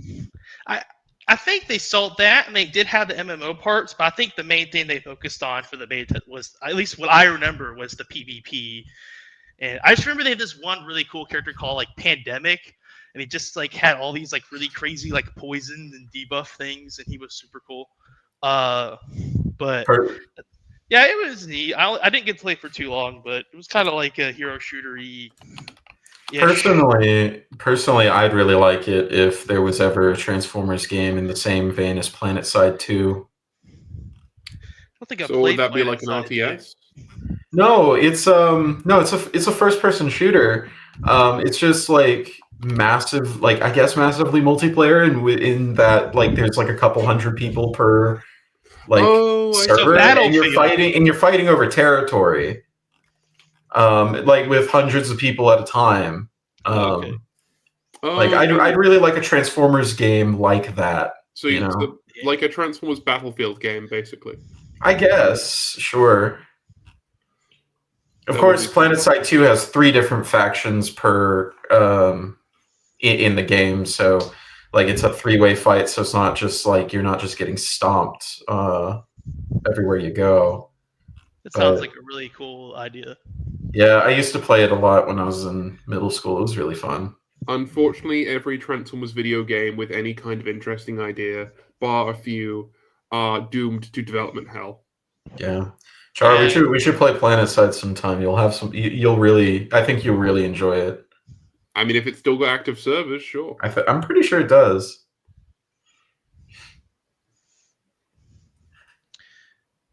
Yeah. Yeah, this guy was cool. Honestly, this whole figure subscription service, like this is from the 2.0, so it's the second run. They all kind of had, or no, a lot of the figures had Arms Micron characters, and it was really fun. Treadshot, I think, was a big one. He was super cool with his. Also, they did Thrustinator that year, which was a really interesting use of the. I think it was the Thrustor ball from redesign of Waspinator from Beast Wars and Circuit. Exactly. That was a really cool one.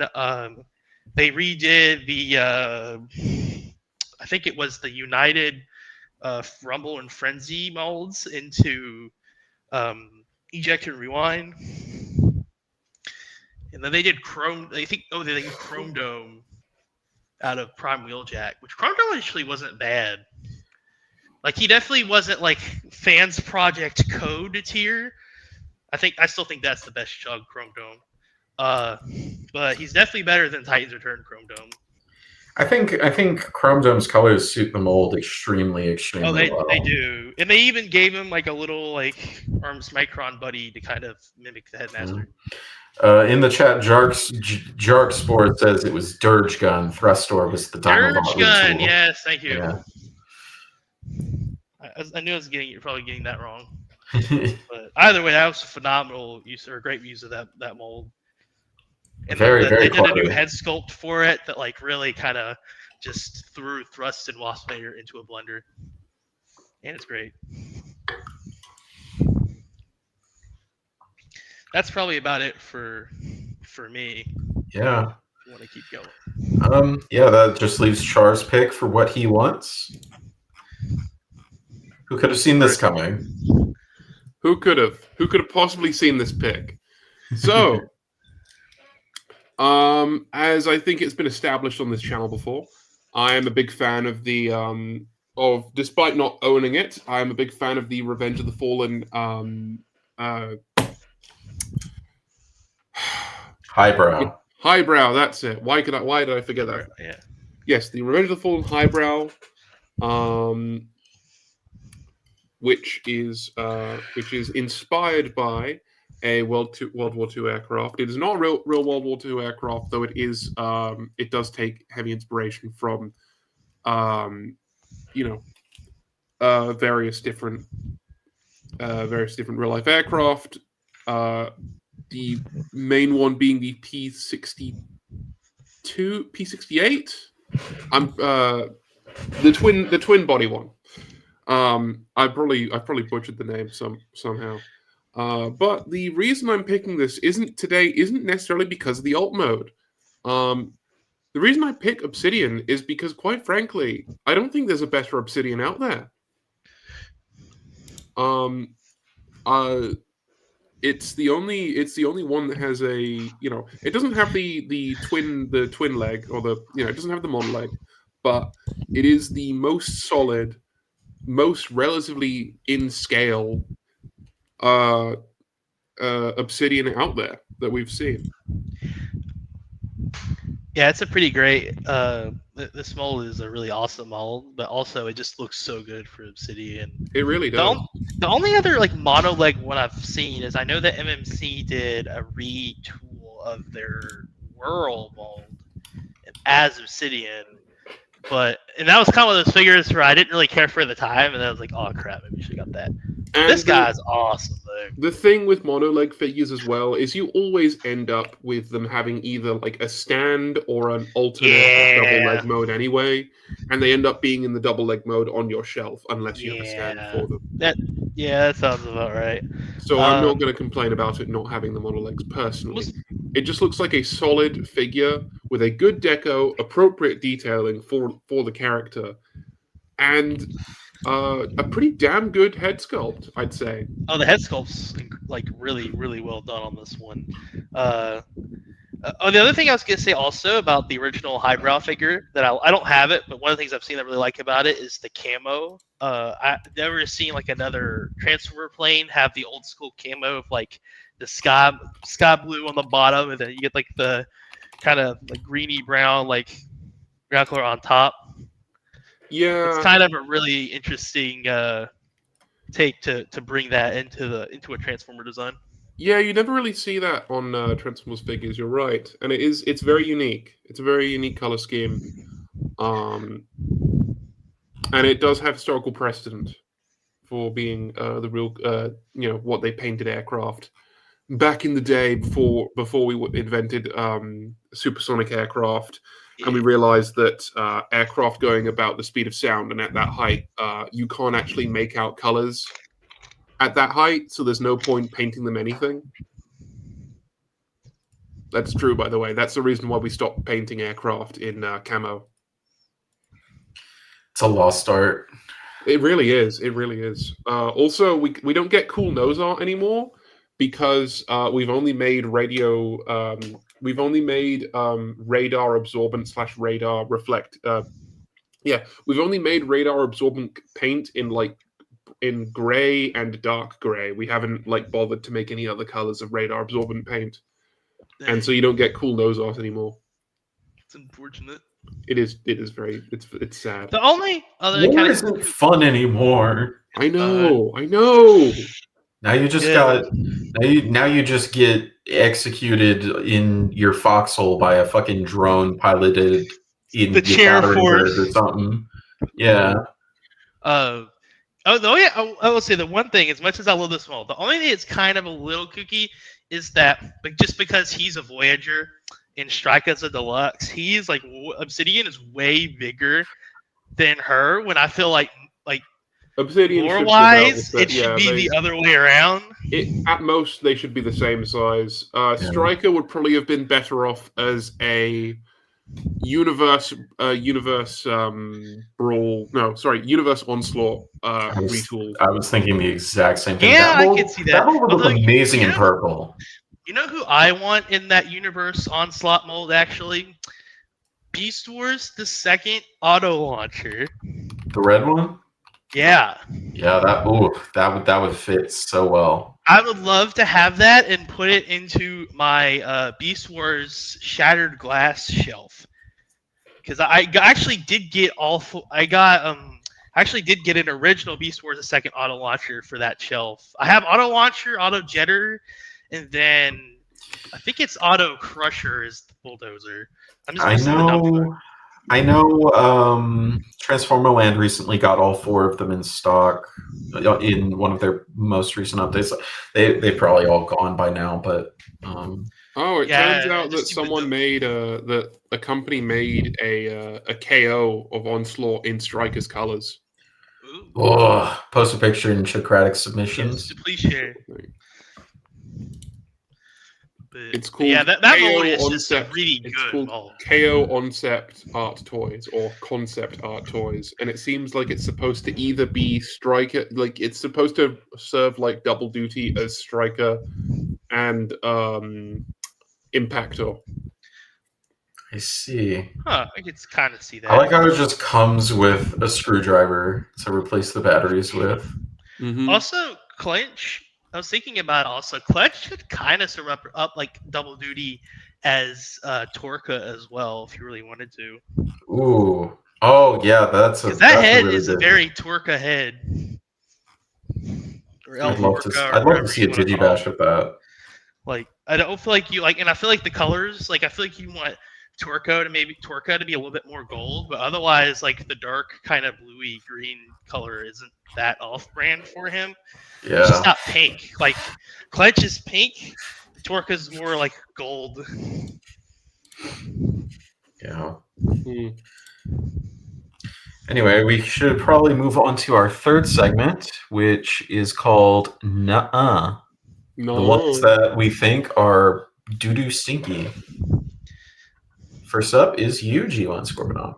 I just don't care for these guys. Like, Really? It's not a bad mold. I just don't care for them in the sense of, like, they're not really Beast Wars, like, characters. Like, I like 2006 for the pre-Beast Wars characters.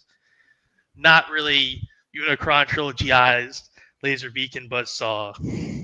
And if they were retail, I think they'd be fine. But, like, these guys for BotCon prices, like $200, $300, $400, I just don't like them for that. Yeah. Like, if we're gonna buy him, I just buy him to say I was gonna, like, for the bragging rights, and it's like at that point, like, what are you doing? Yeah.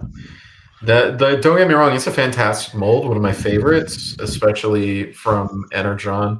But I can't even really see them as Laserbeak and Buzzsaw. They just look too foreign. Laserbeak in particular looks like I don't know, he's giving me like what was the subgroup that had like Cindersaur and Flamefeather in G1? Firecon? Yeah, he just seems like he just has very Firecon colors. You know what this puts me in the mind of?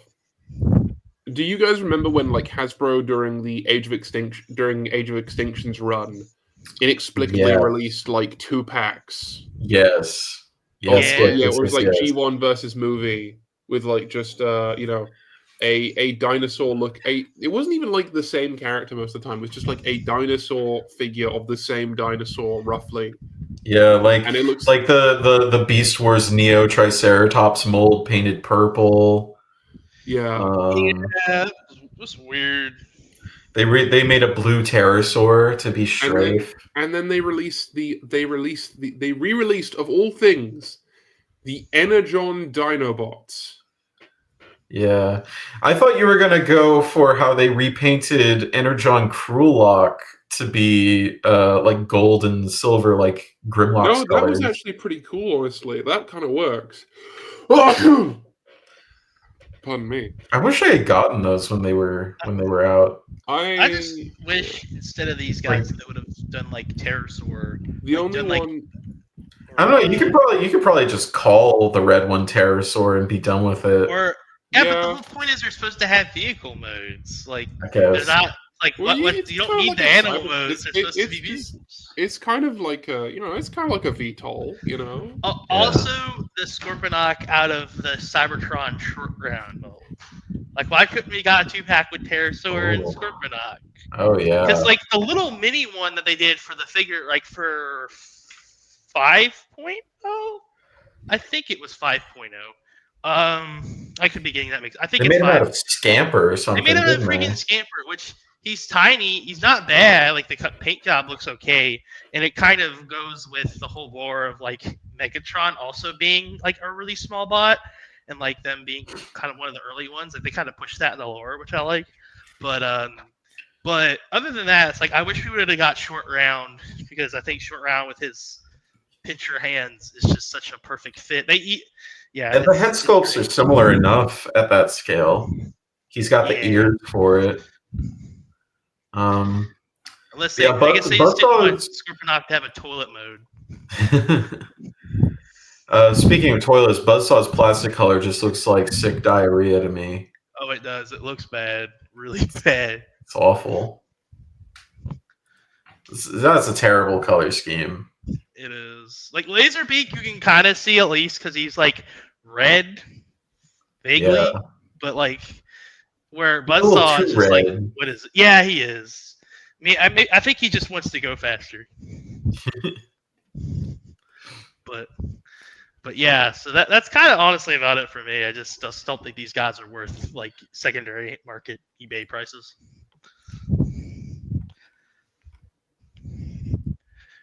If you wanna. Is Runestone back yet?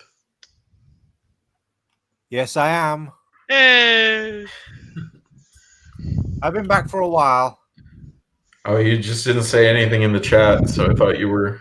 That's why we went on without you. I apologize. No, it's fine. Me personally, I think these toys look fine. I mean, I do kind of agree that perhaps they're not BotCon exclusive worthy, but like, and that's the thing about this category, by the way. Just because we put these in the no category is not necessarily because the toys are bad, but we just don't think they make the best exclusives. Yeah, I mean, these we're in such an all-star lineup too. Like these guys, like might be okay, compared to some other years, but they just 2006 is probably the best year, if not like second best behind 2008. So when you're compared against like Darkseid Megatron or like the Maximals, like it's just really hard to compete. Yeah. I mean, my guess is that the concept behind these two are, well, the Gasseticon Ravage was rebuilt into a humanoid Predacon form. What about Laserbeak and Buzzsaw? And this is what we got, evidently. Well, I think they got better. I think if we're going to compare these two to Ravage, I think these two got the better end of the stick. Poor Ravage, my man.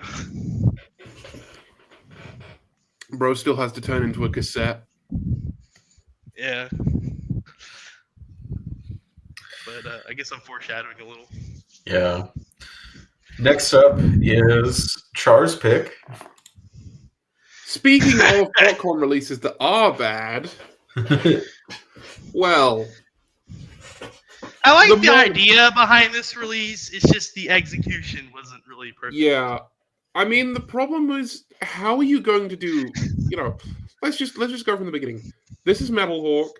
Metal Hawk is a repaint of was it ROTF or Generation? Not sorry, it's not ROTF. Was it Hunt for the Decepticons or Generations? Generations Thunderwing. Generations Thunderwing. I got him the same Christmas as Skullgrin. It was probably my best Christmas ever. That's I can imagine it was. But damn. That's a hole right there. But yes, and Thunderwing is Pretender. And so the idea was had, of course, well, who else is a Pretender? Metal Hawk.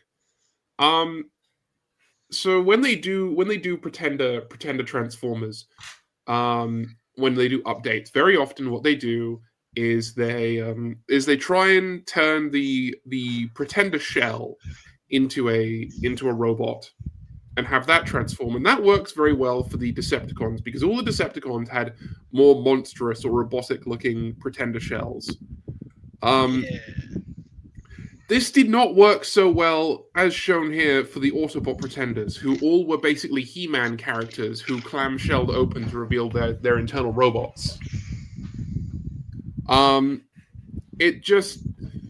problem here, number one, the head. Just the head, the face sculpt. It's clear that that whomever designed this head sculpt, I don't know if it was the Hasbro people. They're not used to making, or maybe they just didn't have the resources to make a particularly good humanoid face sculpt. It's very difficult to capture the finer features of a face when you're not working with a more robotic design.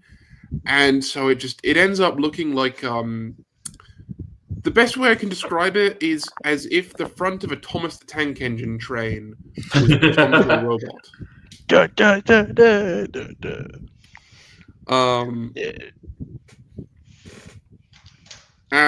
But ignoring that, imagining that the head was entirely perfect, there was an immaculate representation of the human face. The fact is that hyper realistic. Yes, the fact is a human head doesn't really work on a robot body just because the proportions. Transformers get away with so much proportional fuckery because they are robots, and we're not expecting them to be proportionally accurate. But when you try and make them more humanoid, it just looks strange, in my opinion. Yeah, most Transformers tend to be like absolute pinheads. Yeah. Absolutely. Yeah. Like if he just had like his robot face, I think this toy would instantly sail out of this category. And they could have gotten away with it because Metal Hawk is pretty much one of the only real Pretenders where people actually remember his inner robot, what his inner robot is, because it's so unique. Yeah, Metal Hawk is quite unique in that he was one of the main protagonists of the Master Force series, and so a lot of people remember remember him from that, or know about him from that. Well, and the other thing, if I may, is that his inner robot, like the original toy, was was either all or mostly this amazing gold chrome. It was looked like a freaking gold ingot coming out of that Pretender shell. Yeah, it did. So he really stands out. Where a lot of the Pretender inner robot forms are really generic and forgettable because they all just turn into things that vaguely represents a vehicle. Like Skullgrin turns into a vaguely a tank, or Iguanus vaguely a motorcycle, which is kind of why we've done the whole have this whole hybridization of the shell and the robot. Yeah, which once again works a lot better when you have a lot more of an open approach to how you're redesigning a figure. If you're trying to be actually accurate to the shell, it's a lot more difficult, as we have seen with more recent releases. That being said, I do love Monkey Man, and Monkey Man, I feel put it out there, Oil Master, that maybe we could do shells. Shells could be done. They could be done if we really wanted to, and I wish that had become more of a thing because I love Oil Master. He's such a phenomenal. That was a really awesome mold that Fun Pup did, and even the Monkey Miss Prime too actually looks really good. But I digress.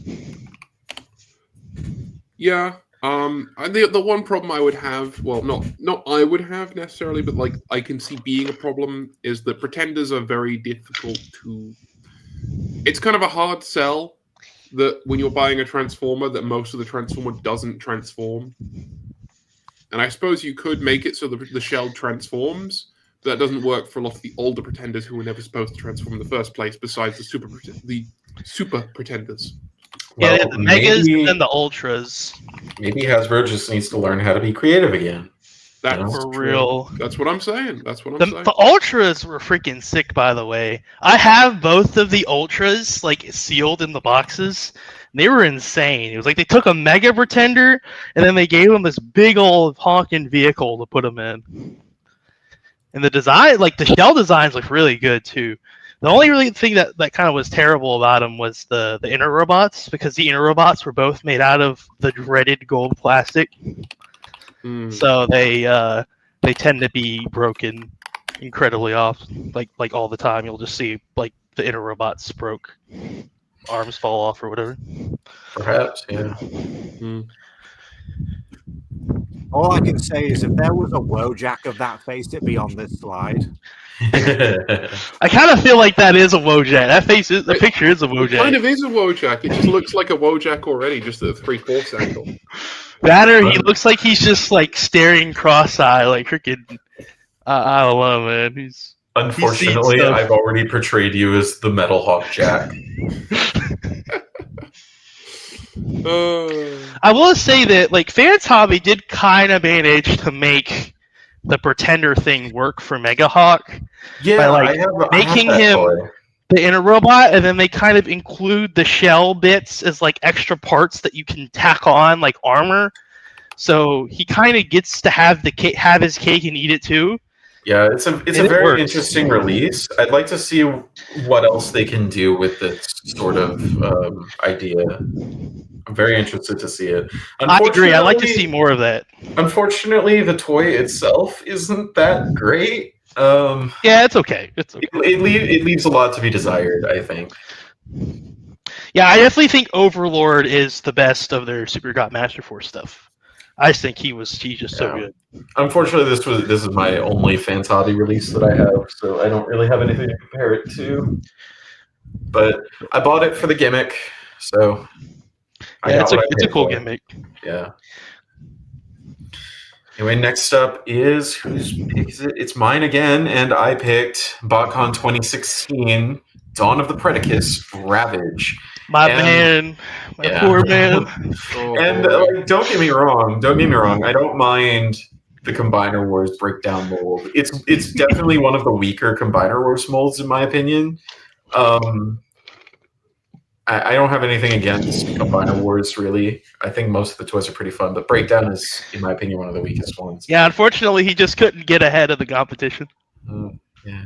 You know what he looks like to me? Well, I'll let you explain it first. So, obviously, I know everyone's eyes are being drawn to one thing, but let me actually talk about the merits of the toy first. Black Lamborghini-esque car looks great. Color scheme looks fine. It's the gray looks a little milky.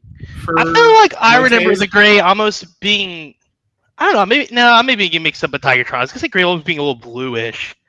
I'm just going off the picture here. No, I was just trying to remember from like mine in hand, but honestly, mine is just kind of has an eternal sense to being afoot for Predacus. Yeah, the vehicle mode, the color scheme is a little boring, but I mean, it still looks pretty cool. I guess just an all black supercar. That's cool.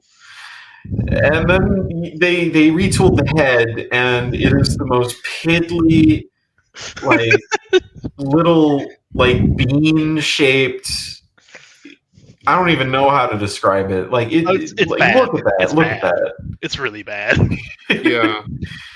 This is why mine is like eternally sentenced to being a combiner foot. Yeah, it's like it looks good only head on, and that's it.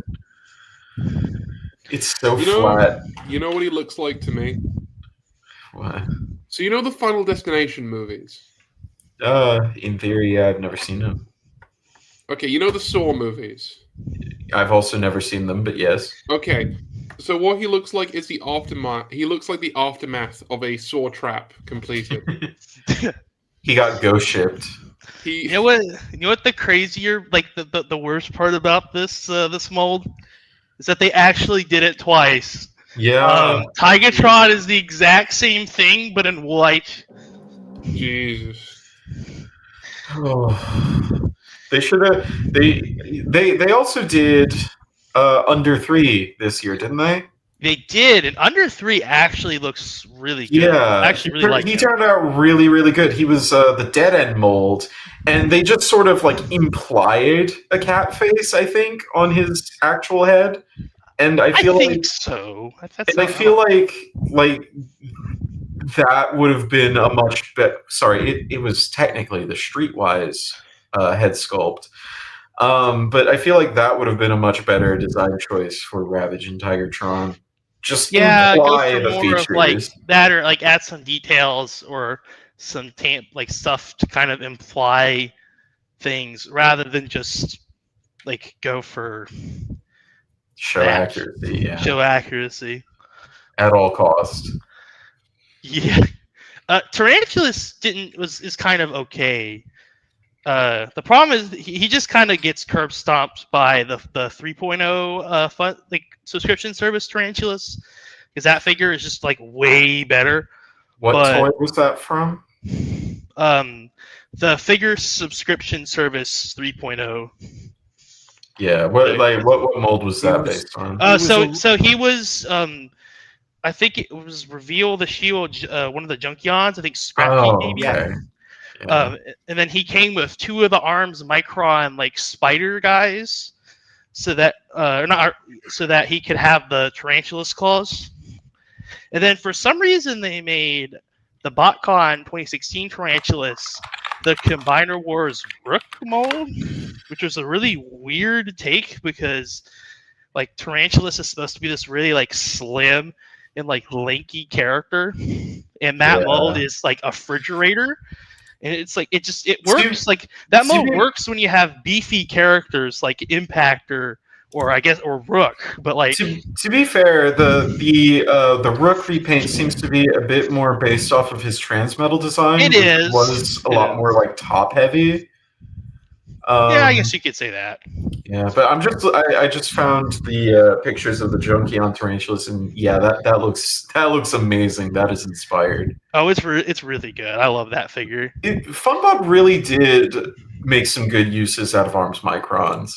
They really knew what to do with them. And you can see it in my my Beast Wars picture. I kind of posted him. He's standing with next to Dinobot and Rampage. Yeah, let me take a look. And he's got one of the claws on him. Oh yeah, I see it. Yeah, that's pretty cool.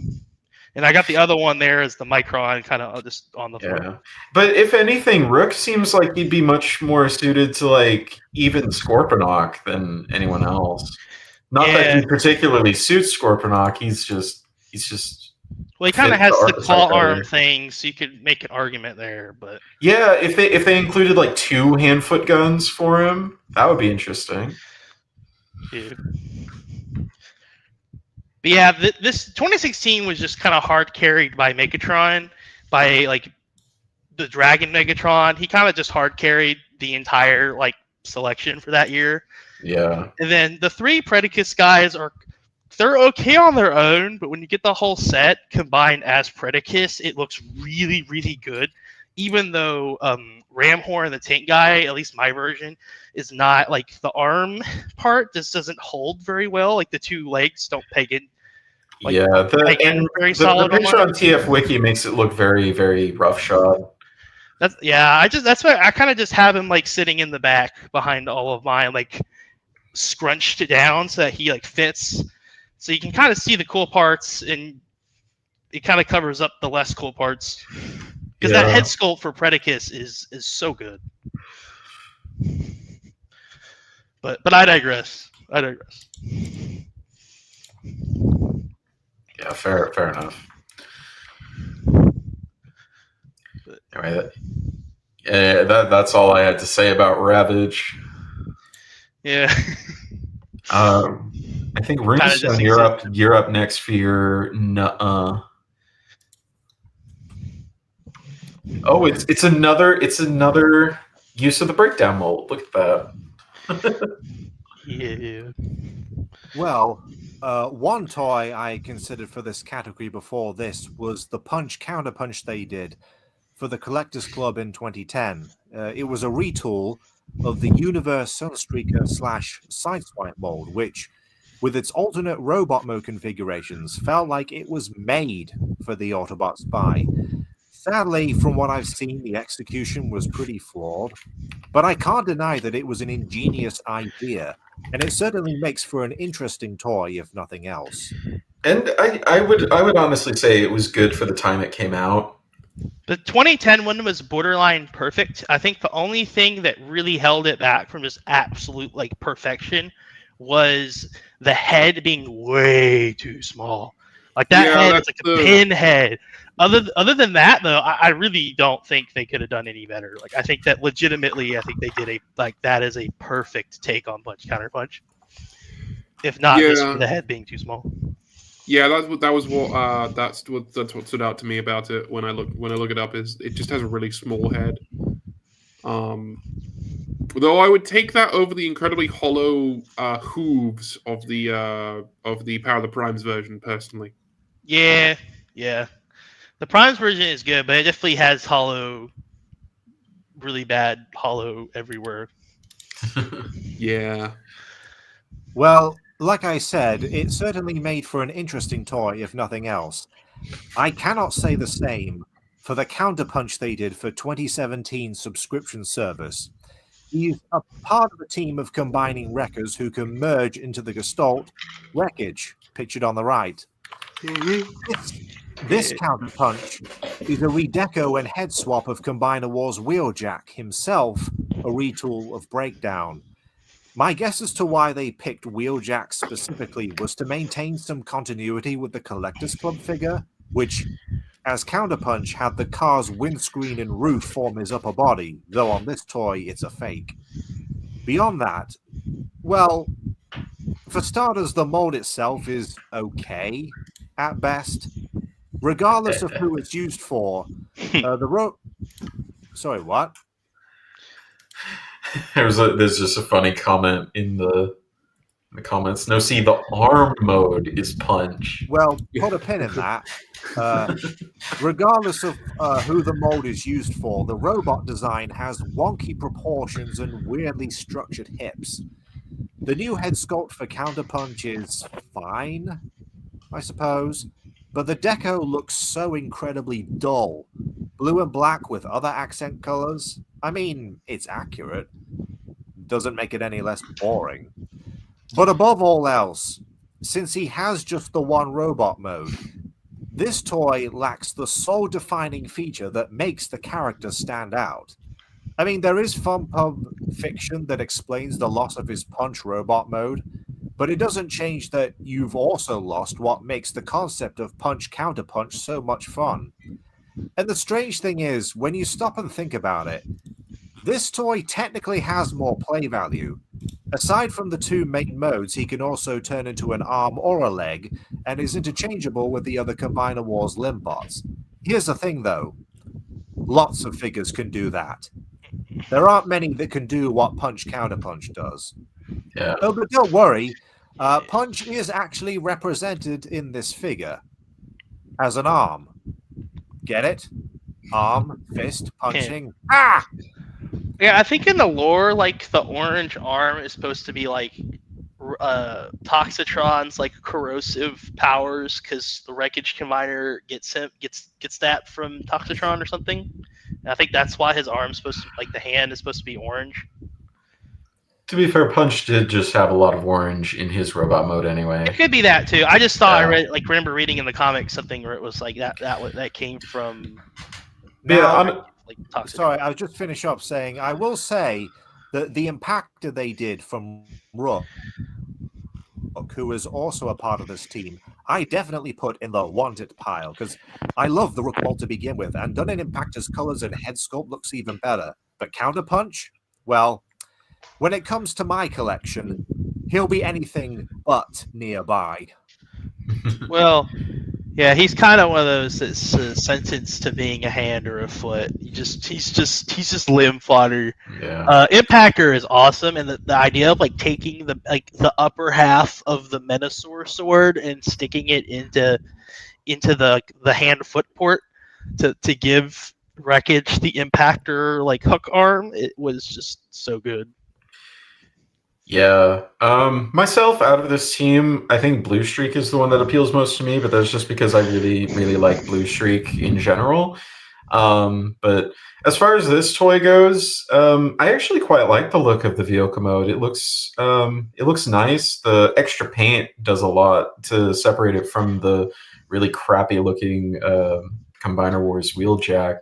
But really, blue car, Wheeljack repaint, why not just make it Slicer? Yeah, Slicer would have been way better. I agree. It's kind of hard to imagine, like, to think about the fact that they already did such a good counter punch the first time around, and then they just released this like 6-7 years later. Yeah. Maybe 5 years later, I think, something like that. No. Where? Yeah. Yeah. He's just so easily the weakest link of the team by far.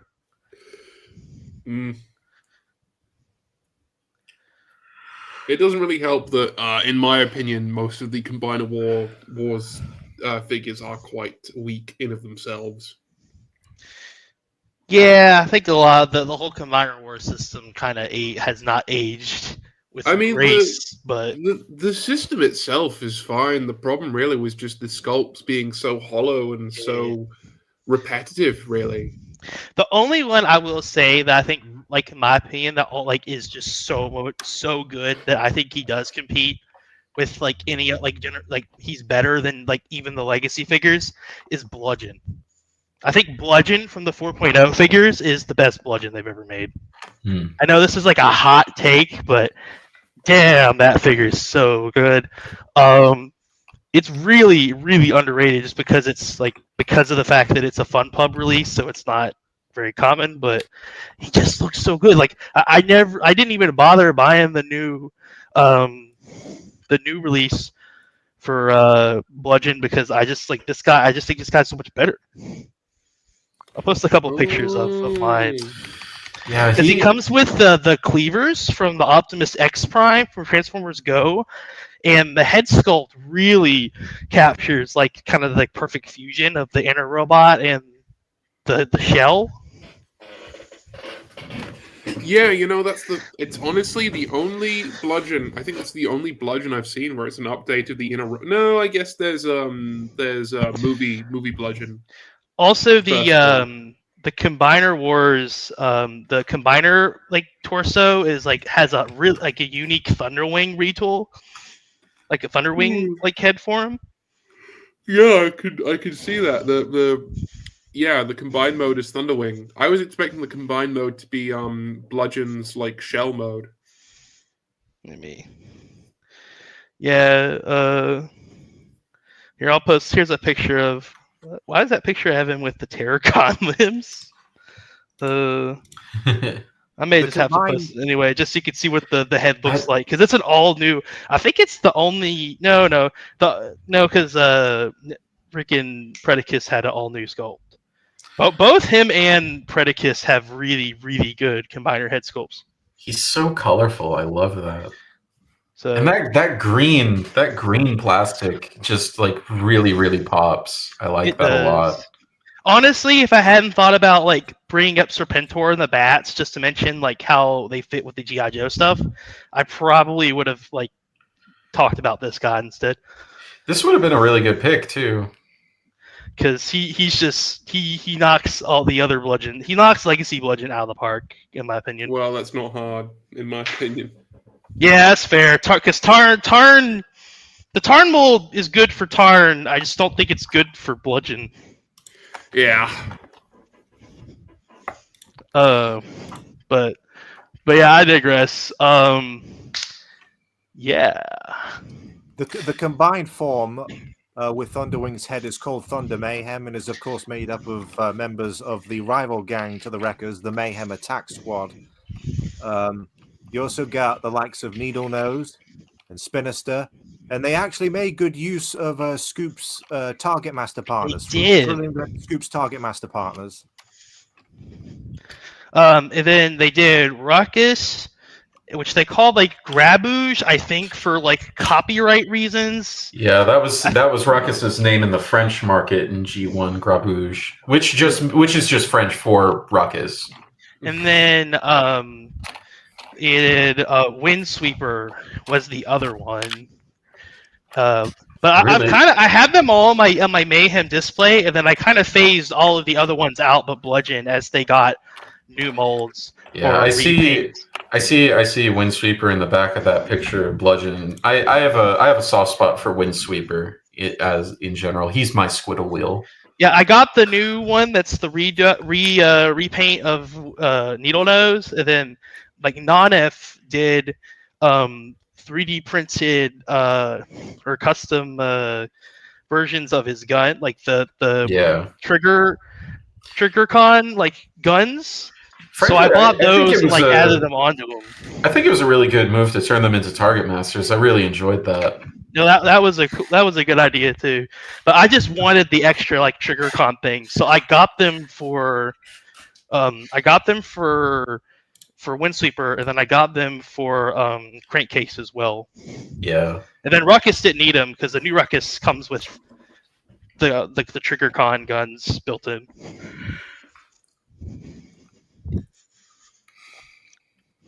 But we should the probably... Mayhem fans are eating good. Yeah. We should probably move on to our last segment of the main show, which is those that never were proposed. Those that were proposed. Oh, I love this guy.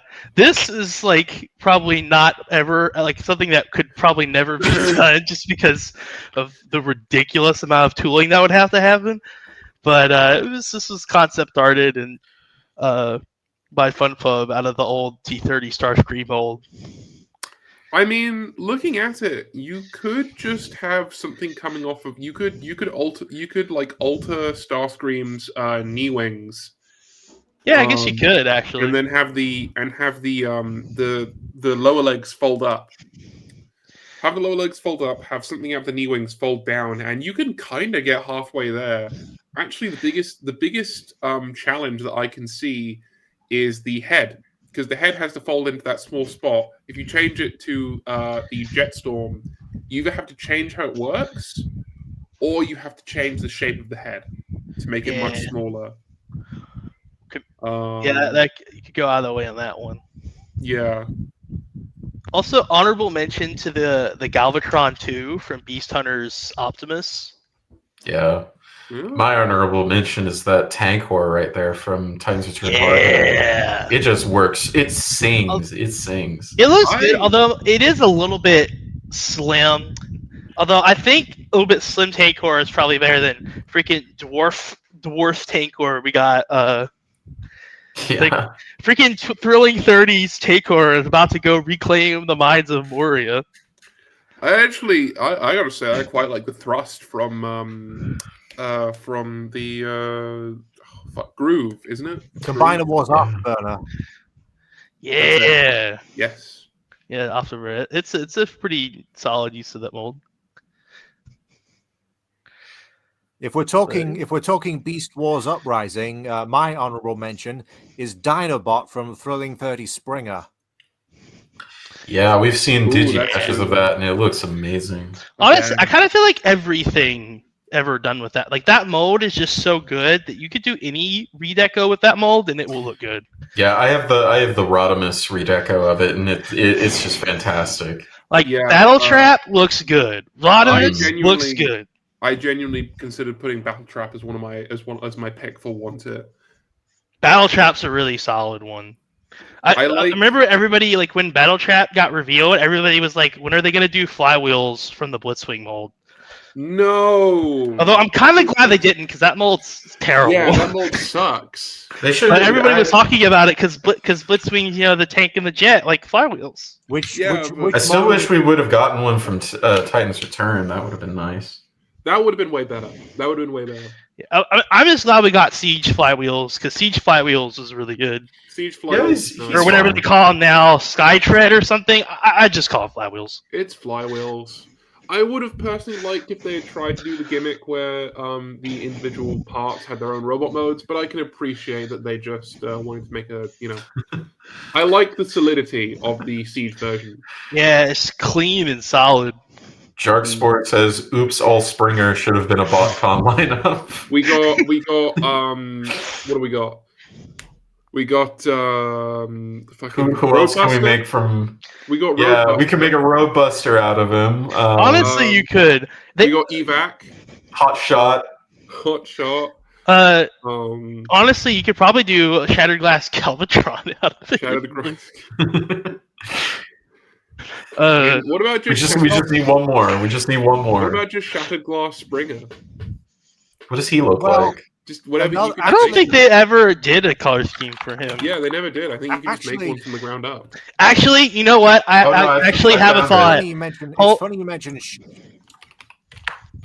What about Crossblades? It's Ooh. funny you mentioned Shattered Glass. Why is that, Rune? It's funny you mentioned. It's funny you mentioned Shattered Glass because another planned exclusive was Rodimus Prime, Shattered Glass Rodimus Prime. No doubt inspired by the Cloud Rodimus they did. Oh, that would be amazing. That would have been nice. That would have been pretty cool. Yeah. Also, I've seen a Shattered Glass. So I've seen two designs for Shattered Glass Springer. One is just Springer but purple, which is kind of uninspired. Yeah. Another one is a Digibash someone has made of Springer using animated Blitzwings colors, which I think is actually pretty cool. Oh my god, that's post that in the chat. Yes, Post that in the please chat. post. Chugcratic submissions, Let's please. go in Chugcratic submissions. If I could Yeah, find I just posted the one from TF Wiki, which is him but purple. He kind of looks like Cancer a little bit. a little bit, yeah. A little bit. The purple and the blue. Yeah, I can see that. He looks like Cancer / Squeeze Play. Yeah, I don't know why he would look like him. That's amazing. Yeah, that's better. That's like objectively better. Yeah, Someone's actually done a custom of it as well. I'd love to see that on the Throwing 30 mold. That would. You know what else this reminds me of is That's cool. That's very cool. Skyhopper. Skyhopper. I think somebody was gonna. Yeah, it's got a similar color scheme to Skyhopper. You're right. Oh, and you can make a drift out of Springer. Oh yes, Oh, yes, definitely. Of course. You could. Oh, and if you could do drift, you could do deadlock by. Oh my god, could you imagine? Okay, so could you imagine like rally drift, like out of the Springer mold? That would be. Yeah. Although I feel like the best drift figure has already been made, which is the MMC first edition one. So I feel like nothing will ever beat that. I have that one. Yeah, the Just one that because turns into the initial D card. Yeah. It's so good. Is it available still? I kind of want to get that one. I don't know. I don't think so. I got actually. mine at BotCon, and I think it was only the first run that was going to be the initial D version. And I I was took- going to get the second run, like the regular run, but then the guy at BotCon, at one of the booths, explained actually, so oh yeah, it's the initial D card. I was like, wait, what? And then he also threw in some stickers that adds the initial The stickers come with the toy. They just They come do? with it. Yeah, Okay. they came with mine. They came on. Okay, it came with mine. I put them on as best as I could. Although some of them I don't think stuck very well. I haven't applied any of them. I kind of like the look of just the bare car. I'm not like I never read Initial D. I never watched any of the anime. I just kind of know about. I have it in my just listen to backlog. Eurobeat, really. I want to watch it at some point. But yeah, the transformation's a bit finicky. I don't really like it. It But is. the final result is just fantastic. Very poseable. His fingers can spread. Yeah. By the way, that is that's the Springer Yeah. lineup. Anyway, Char, we should probably move on to your proposal that you wish yes. came to A pass. familiar face returning to the podcast. Yeah. This guy So- looks so good. We have had so I know this mold has been somewhat maligned on this podcast by a certain Dean, but I Which actually one? think. Pardon? Who? Oh, Rune. Oh, Really? I know Rune is not a fan of this mold, but I had never considered this before, really. But when I found out about this, when I was looking at when I was looking up cancelled BotCon exclusives or proposed BotCon figures and Collectors Club figures, one that really, really that I didn't expect, but was like surprisingly works really, really well when you start looking at it, is Shattered Glass Omega Doom, not Omega Supreme, Omega Doom from the Cybertron Menasor mold. And it has all of the same features, or so many of the same features. Of course, it has the drill hand and the claw hand correspond to the rocket hand and the claw hand from the original Omega Supreme. But it also has the wings. The wings correspond really well to the wings on the original Omega Supreme as well. And just the implied size works really well. he turns into a tracked vehicle. He turns into a tracked vehicle. Yes. I don't think I feel like you could. I feel like Menasor is one of those guys where you could probably squeeze a base mode out of him. I don't know. I still never had Menasor. I had him when I was super young. I feel like, well, let's be real here. A base mode from Menasor probably wouldn't look any worse than his actual vehicle mode. So, but the robot mode really works well, in my opinion, as a Shattered Glass Omega Supreme. Yeah, I feel like I was peeking through the slides and I saw this and I was like, it's such a no-brainer because this is like a really, really this is probably one of the best Rita's like proposed / canceled BotCon figures out there. It's a really good one. Yeah. Also, Jockspore is correct. This preeminated Siege Omega Supreme having his own sidekick. Yeah. Well, they kind of just used that as copium to not have to do an actual base figure, like a new base figure for Countdown. In fairness, Countdown was an original mold for that toy, so it was. I actually traded somebody, I think, on a server, or ordered just the Countdown because I just wanted the new Countdown and not Omega. Because I have the Fans Toys one. Also, Hasbro was never gonna do a proper Countdown base. I really hate that. You're right, but I hate that because I love the new bases.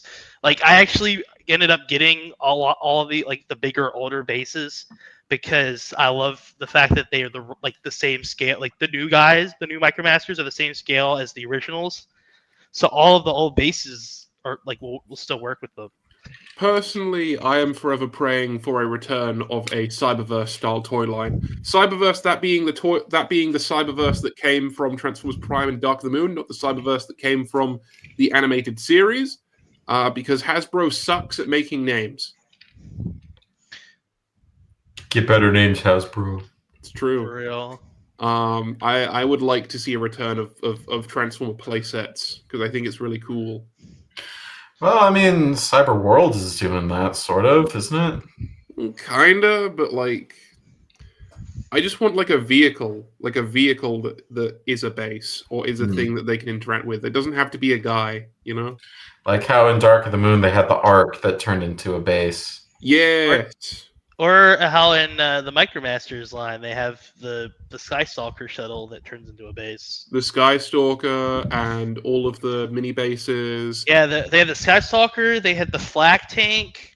They had loads. The Copter. They had tons. I got all the big vehicles and Countdown and all that. I think I got the last two this year at BotCon. I got the Flak Tank, and then I got the semi-truck one that turns into the two jets. That's probably my least favorite of the bunch because I don't like that it doesn't have a base mode, but it looks cool with, when you put it in with all the other ones. Yeah. And I'll post a picture of that too. So I could find a picture of like an updated one. Let's see. Do you know what the It is strange very- thing about this is? What? I'd actually buy a Mega Doom. Oh, Oh, I'd buy. Have we the Mega redeemed Drive. this? Have we redeemed this toy in your eyes? Well, I Or mean, would this redeem this to toy? be honest, it's really just the alt mode I'm not particularly fond of, or at least the look of the alt mode. But I do like the colors of a Mega Doom. What they do with the Minicon, I don't know. But yeah, you'll find this on Sabertron.com on a page. I think it's called the BotCon Exclusives That Never Were, which highlights a bunch of ideas they had for BotCon 2011. You'll also find that they really tried to push for Shattered Glass Ratchet from Energon Roadblock. That's the well, it's better than the Shattered Glass Ratchet we got in reality. Both of them. yeah. From Roadblock. I thought you meant the what's the guy who turns into a van? Toe line. Toe line. No, they made a G1 Ratchet out of him.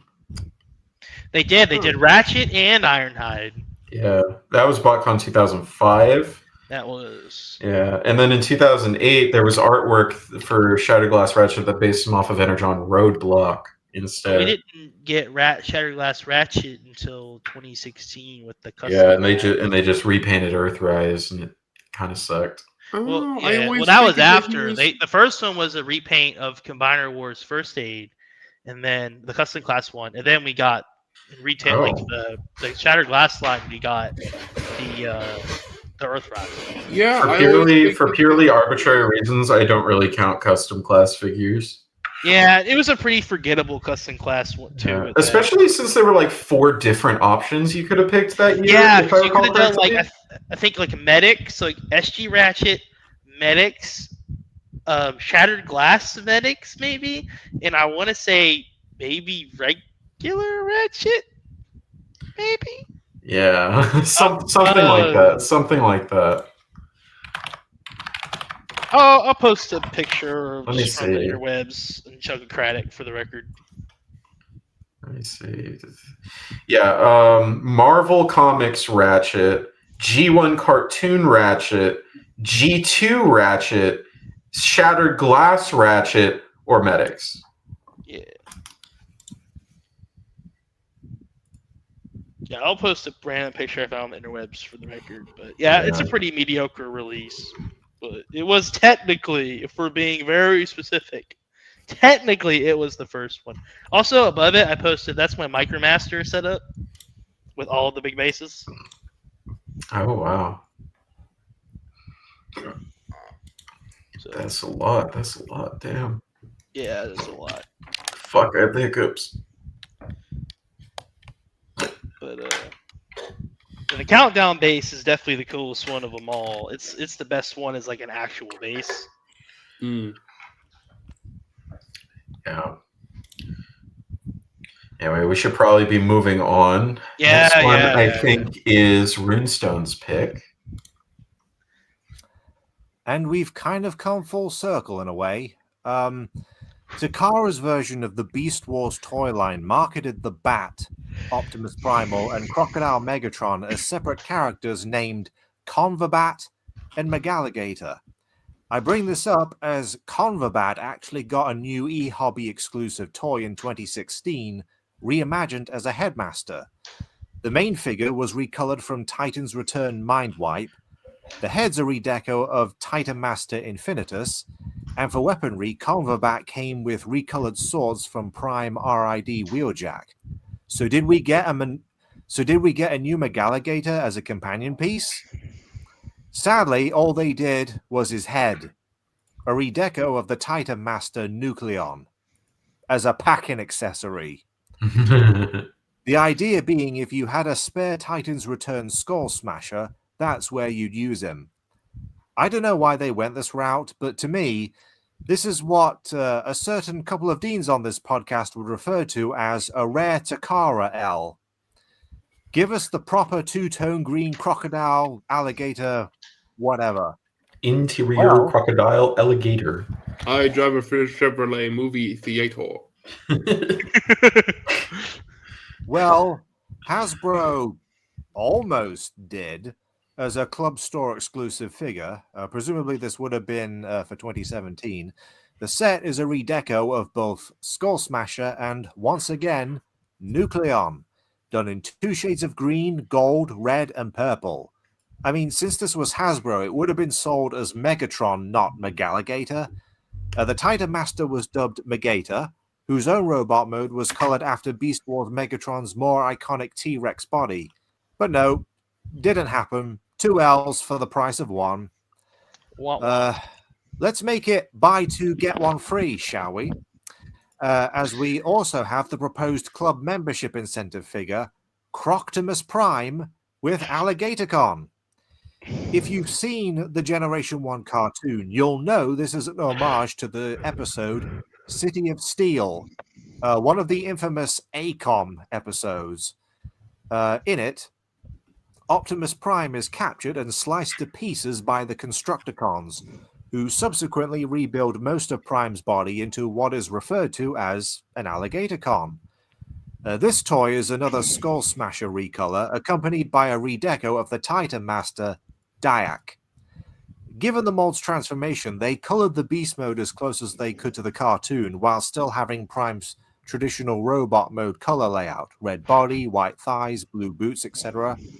What's especially neat about the concept of this toy is when going to alt mode, obviously you remove Prime's head, aka the piece of Optimus Prime that Megatron kept as a trophy in that episode. It's so stupid, yet so awesome at the same time. And we didn't get it. It really bites. It really what? It really bites. Was that on purpose? What the fuck do you think? I'm not sure. Yeah. I don't know. I'm gonna be honest. I kind of didn't really like this mold at all. Although I'll be honest, when it comes to the headmasters in general, I'm kind of more of like on Team Fans Project, because I think the Fans Project ones are so good. So I am very biased. I'm just gonna put that one out there up front. The only one I actually vibe with as far as Fans Project is Code.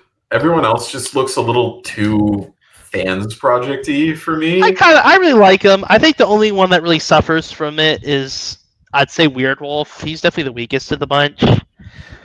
Their Skull Cruncher, whatever, it's just really funny because they like pre-tooled it to be like Croctimus Prime, because they knew.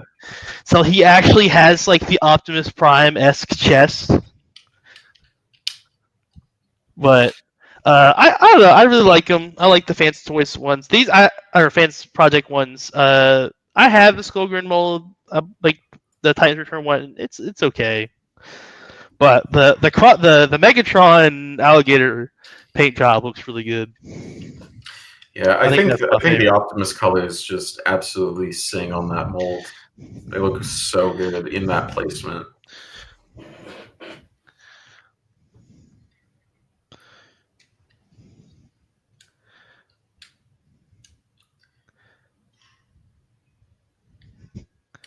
But yeah, I don't really have much more to say about these things.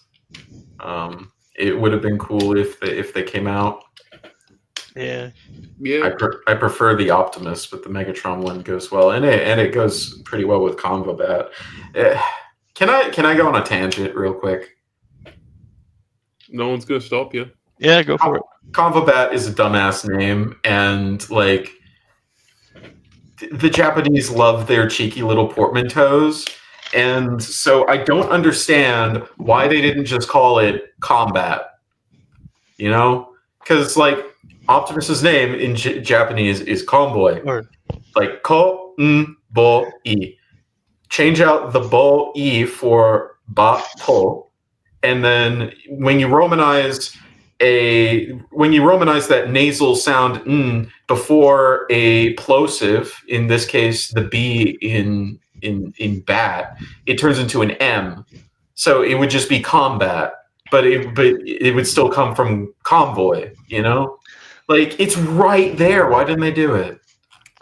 Yeah, and then, but like it makes sense in Japanese, sort of like how auto-rooper doesn't really translate super well into English, but it still has bat in the name, you know? Yeah.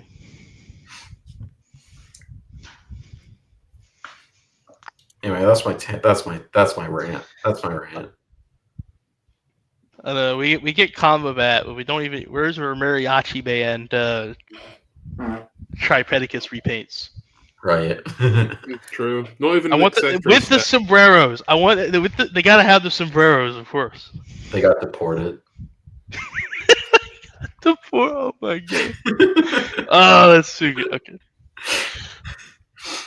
Anyway, our last pick before we move on to audience questions is my pick, which I picked the proposed BotCon 2011 animated cup made from Cybertron mode Optimus Prime. Now, this was in a period of time where they didn't really know what they were doing with BotCon 2011. This was before they settled on the Stunticon job, which is what we got in the end. But I really, really think that cup would have worked so well from this mold. I have the obviously this is my picture of the toy, so I have the Cybertron mode Optimus, and I got it. It's another toy I got for Christmas. I got it 2 years ago. It's such a good toy. It's so phenomenal. The transformation is blindingly brilliant, and I would have loved to see it in like the teal and gray of Cup. You know, it just looks so cool. I like how the proposed deco is based on the toy design as well. Right, yeah. Yeah, it's true. I will say that Jackpot actually did get made as part of, I want to say it was the 1.0 subscription service, so like the 2013, yes, like 2 years later. It did. Also, did get made. Toxitron get made? Toxitron got made as well. I think he was a souvenir version, but he didn't have the super like the god armor. Yeah, he didn't get the armor. No. And I think they did make a side swipe out of the hot They rod did, mold. but it was G2, I think. Yes, Yeah. it was the G2 colors. Not, I wish they would have done the shattered glass colors instead, because I think the G2 side swipe from Rodimus looks really cool. I don't know. I just kind of think the G2 colors are kind of boring for Sideswipe. Like, I don't know. I just think they work super well on that mold. You know.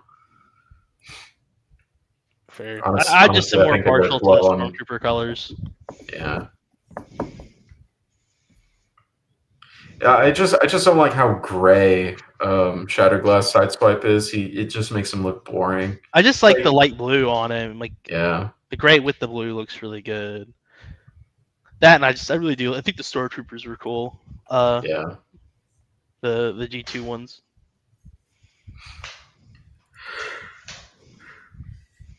Well, that's all I really had to say about Cup. I just think this toy would look really cool in those colors. It is crazy we got Iron Fist, but we didn't get Cup. Like, it's surprising because the Cybertron Optimus Prime is like, it's a shoe-in. It has the same details.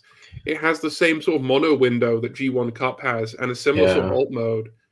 It's kind of a no-brainer that they never did it. Well, and Iron Fist was like essentially like not exist. Like, I don't even had like 2011 had Last Stand of the Wreckers even like been a thing. Because I feel like Last Stand of the Wreckers is like when people started actually caring about Iron Fist. Yeah, I'm pretty sure Last Stand was like 2012. I didn't even. Well, okay. I'm gonna give them the benefit of the doubt and say. Oh no, it was 2010. It was 2010 actually. Oh, okay. Well, then that makes more sense. Yeah. I'm gonna give them the benefit of the doubt and just say they wanted to use the Auto Ruber head. That's fair too. I mean, they do. They just want to get their money out of the new tooling. Yeah. I could really go for a set of Auto Roopers, honestly. I think I do have a set of auto rippers. At least the the animated ones, not the originals. I'm gonna be honest, dude. It's insane that you just don't know if you have a set of auto troopers laying around. Auto Roopers. We say Auto Yeah. Roopers at this facility. It is kind of insane that you not to disparage you, but it is a No, little that's insane okay, that you just don't know if you have. No, a I specific think my collection is like. Have you ever seen like Fate, like any of the Fate stuff? like the anime Fate. Yeah. No. Oh, I was gonna say it's like Gilgamesh, where like you just have so much shit where it's like I don't even like. I got who knows how much stuff I've got in my treasure vault. God damn. Yeah. Just go in there, fish out a freaking. I think the only things are like short of a lucky, like I don't know lucky draws. I think the only lucky draw is the only thing I like completely out of my reach. But yeah, I got everything. I'm pretty sure I have a 3-pack of the Auto Roopers though. Yeah. Because I think I have everything from 2011, because including the custom. I actually have an unassembled version of the custom figure. Well, that brings us to the end of our main segment, and now we move on to our final segment of the night, Chugcratic Submissions. This is the segment where you can ask us questions for the podcast in the Crew of Kit Discord server, linked in the description. Go to the Chugcratic Submissions channel and just ask us questions, and we'll be able to answer them. We have, I think, 3 questions tonight. The first of which is from DN Prime 17, who has a 3-parter. Part 1: if you could attend one previous BotCon, which one would it be? 2: which box set or BotCon theme is your favorite / least favorite? And 3: what figure would you make with modern molds in TFCC if it was still around? I'm not sure all 4 of us are going to answer all 3 questions each, but BotCon 96, so I can actually help them get their shit together. BotCon 96, so I can witness it. Honestly. Yeah, I think I'd want to witness that too. I agree. I mean, it's kind of weird to say because like a specific BotCon outside of the exclusives, which would be covered by the box set, which is another question. A specific convention at the end of the day is mostly about the people you meet there. So it's kind of hard to say like a specific convention I want to go to without like I guess knowing the itinerary. I think BotCon 2007 might have been an interesting one to go see by itself, just because of how close it was to the release of the film. It was only like a week or so away from the premiere of the first Michael Bay film. So I imagine the atmosphere would have been like absolutely incredible. Yeah.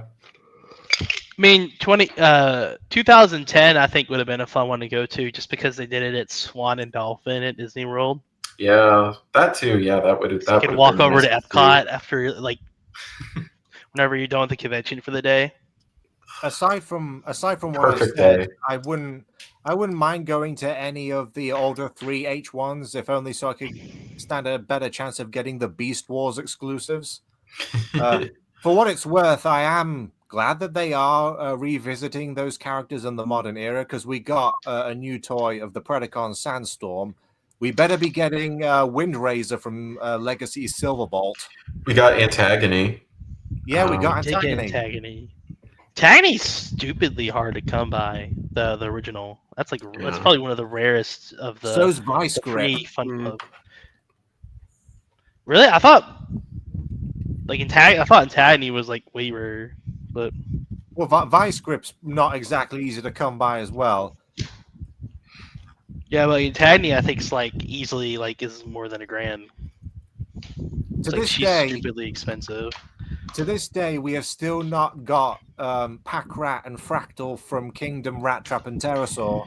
Oh, I almost bought a Fractal at BotCon this year. We never got a cat scan from core class beast machines. The guy wanted cash, and I was like, I don't have this much in cash, because it was like, oh man, I'm honestly kind of glad I didn't, because I would have, if I had, I would have so gone in on it. man, because it was like a perfectly mint sealed box, like pack rat fractal. Oh, I was so tempted. You don't Did even you know. say, Kit, did you say CAT scan from that core class Cheetor? Yeah. That would have been a no-brainer. I'm kind of with Actually, you. I'm surprised that they didn't do that from the titanium Cheetor. Oh yeah. Yeah. You know what? I've got a bit of a curveball for in terms of are we talking about what figures we'd make, right? I Not didn't think yet. we were on that yet. Oh, we I'm were I thought we were sorry. into like number one. I think we're just kind of Yeah. Oh, are we rambled, still like doing number wandered one? in I'll there. shut up for now then. Yeah. I'm Yeah, you're sorry, I lost fine. track of the conversation. Yeah. I think we've all answered that one by now. Yeah. As for which box set I would want to get, that's easy. It'd be either 2006 or 2008. They're the most. I mean, they're the most sought after for a reason. Whichever one the Stunticon job is.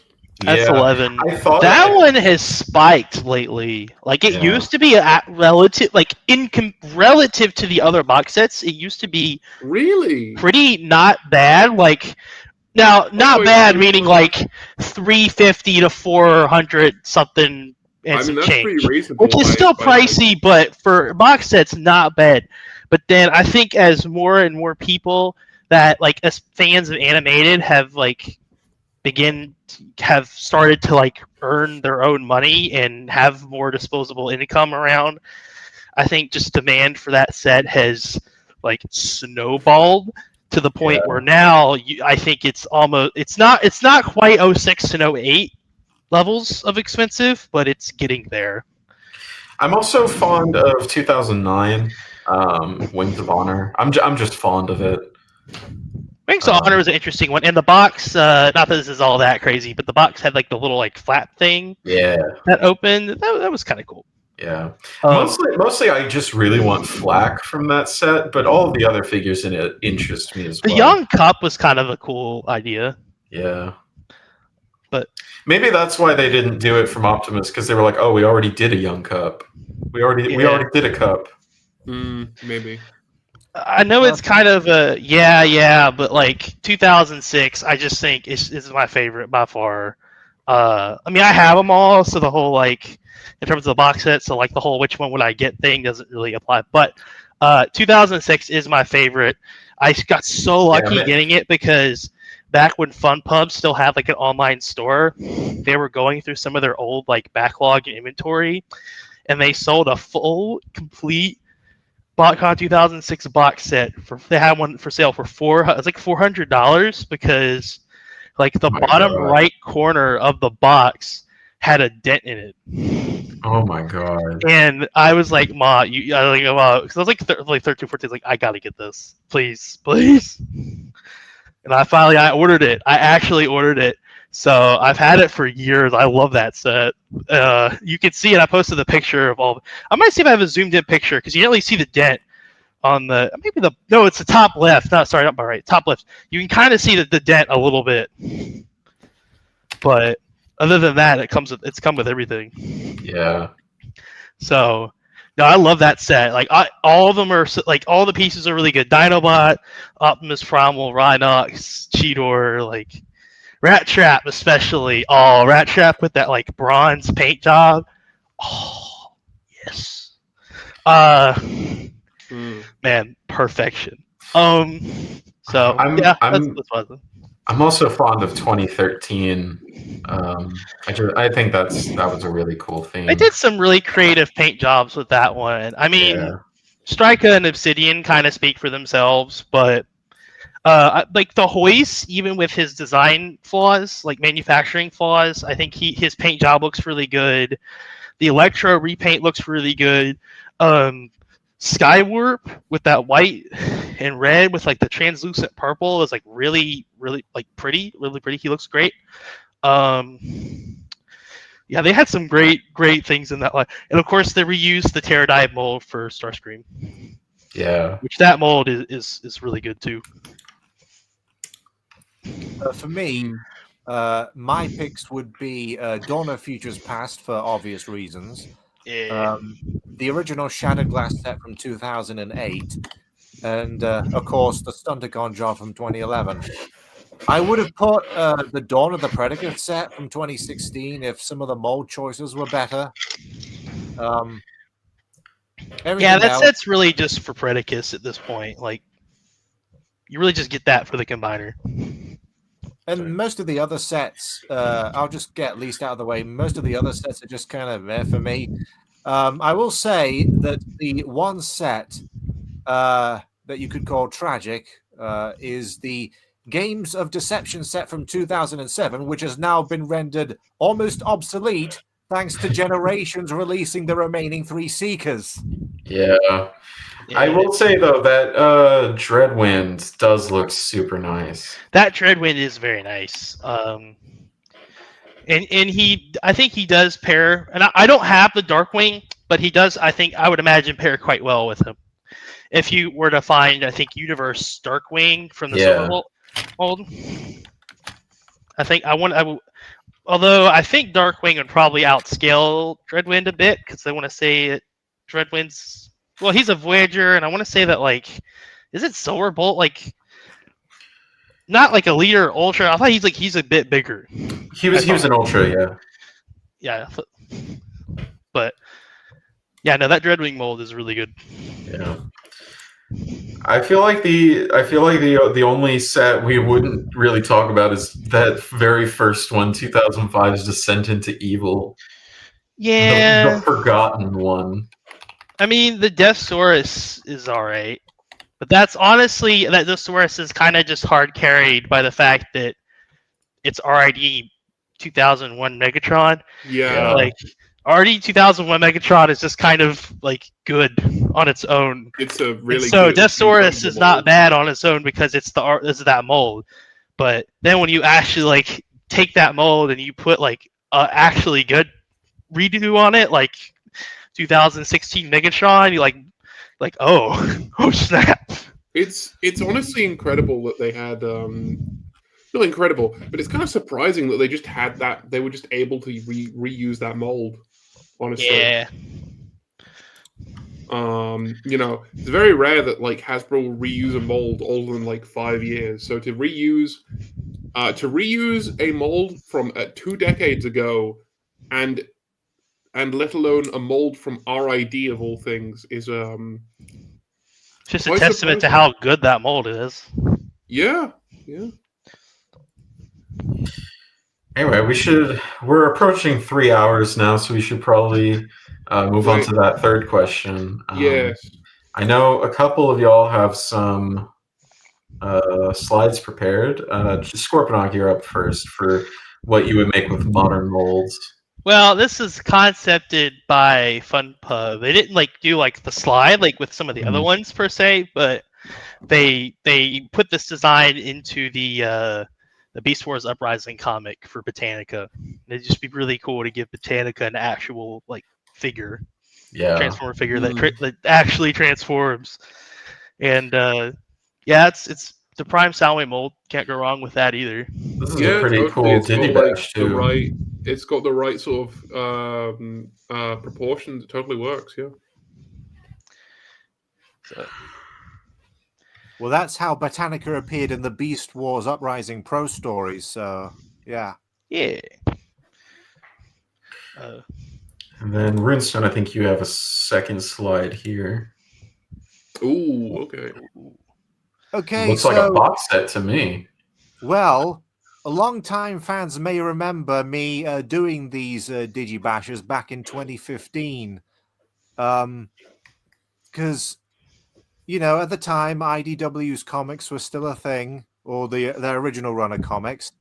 And the DJD aren't exactly the most kid-friendly of characters, so I didn't see them,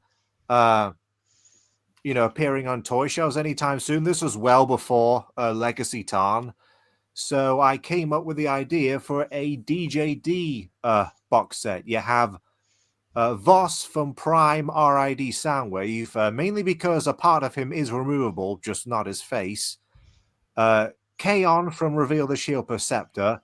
It was honestly the best I could come up with because the shoulder device resembles Kaon's Telsa coils.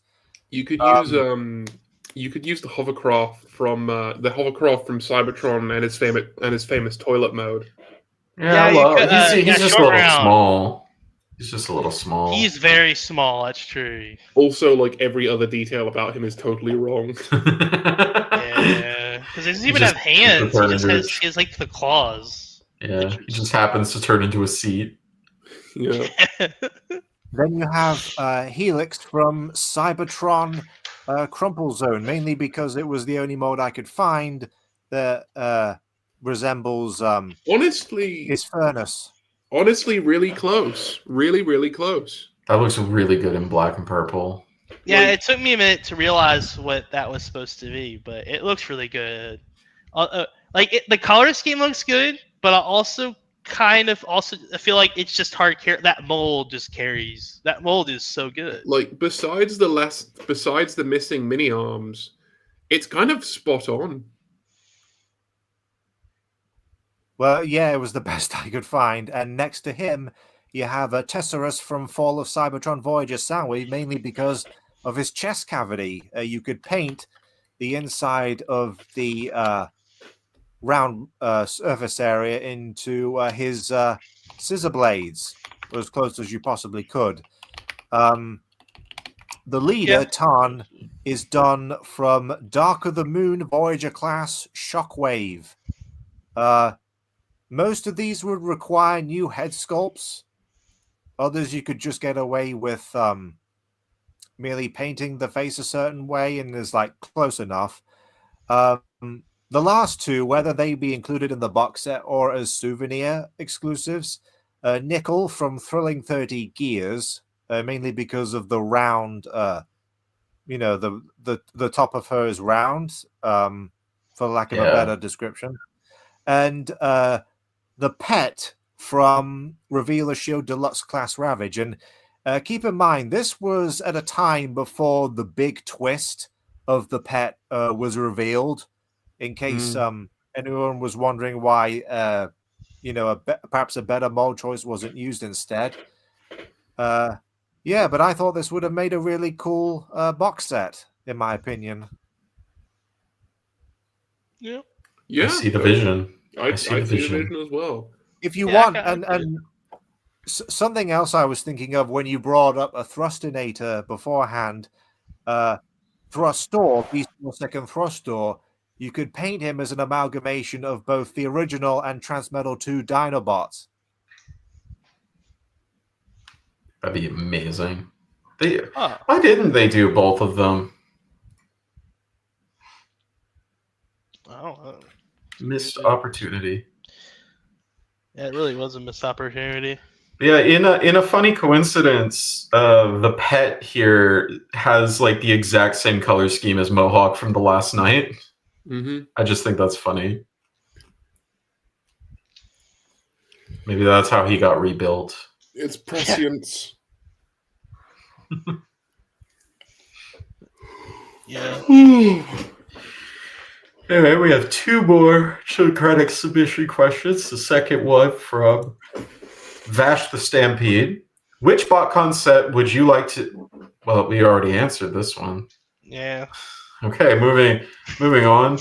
Shockblade asks, which BotCon and TFCC exclusive toys do you think should have been mainline releases, and vice versa?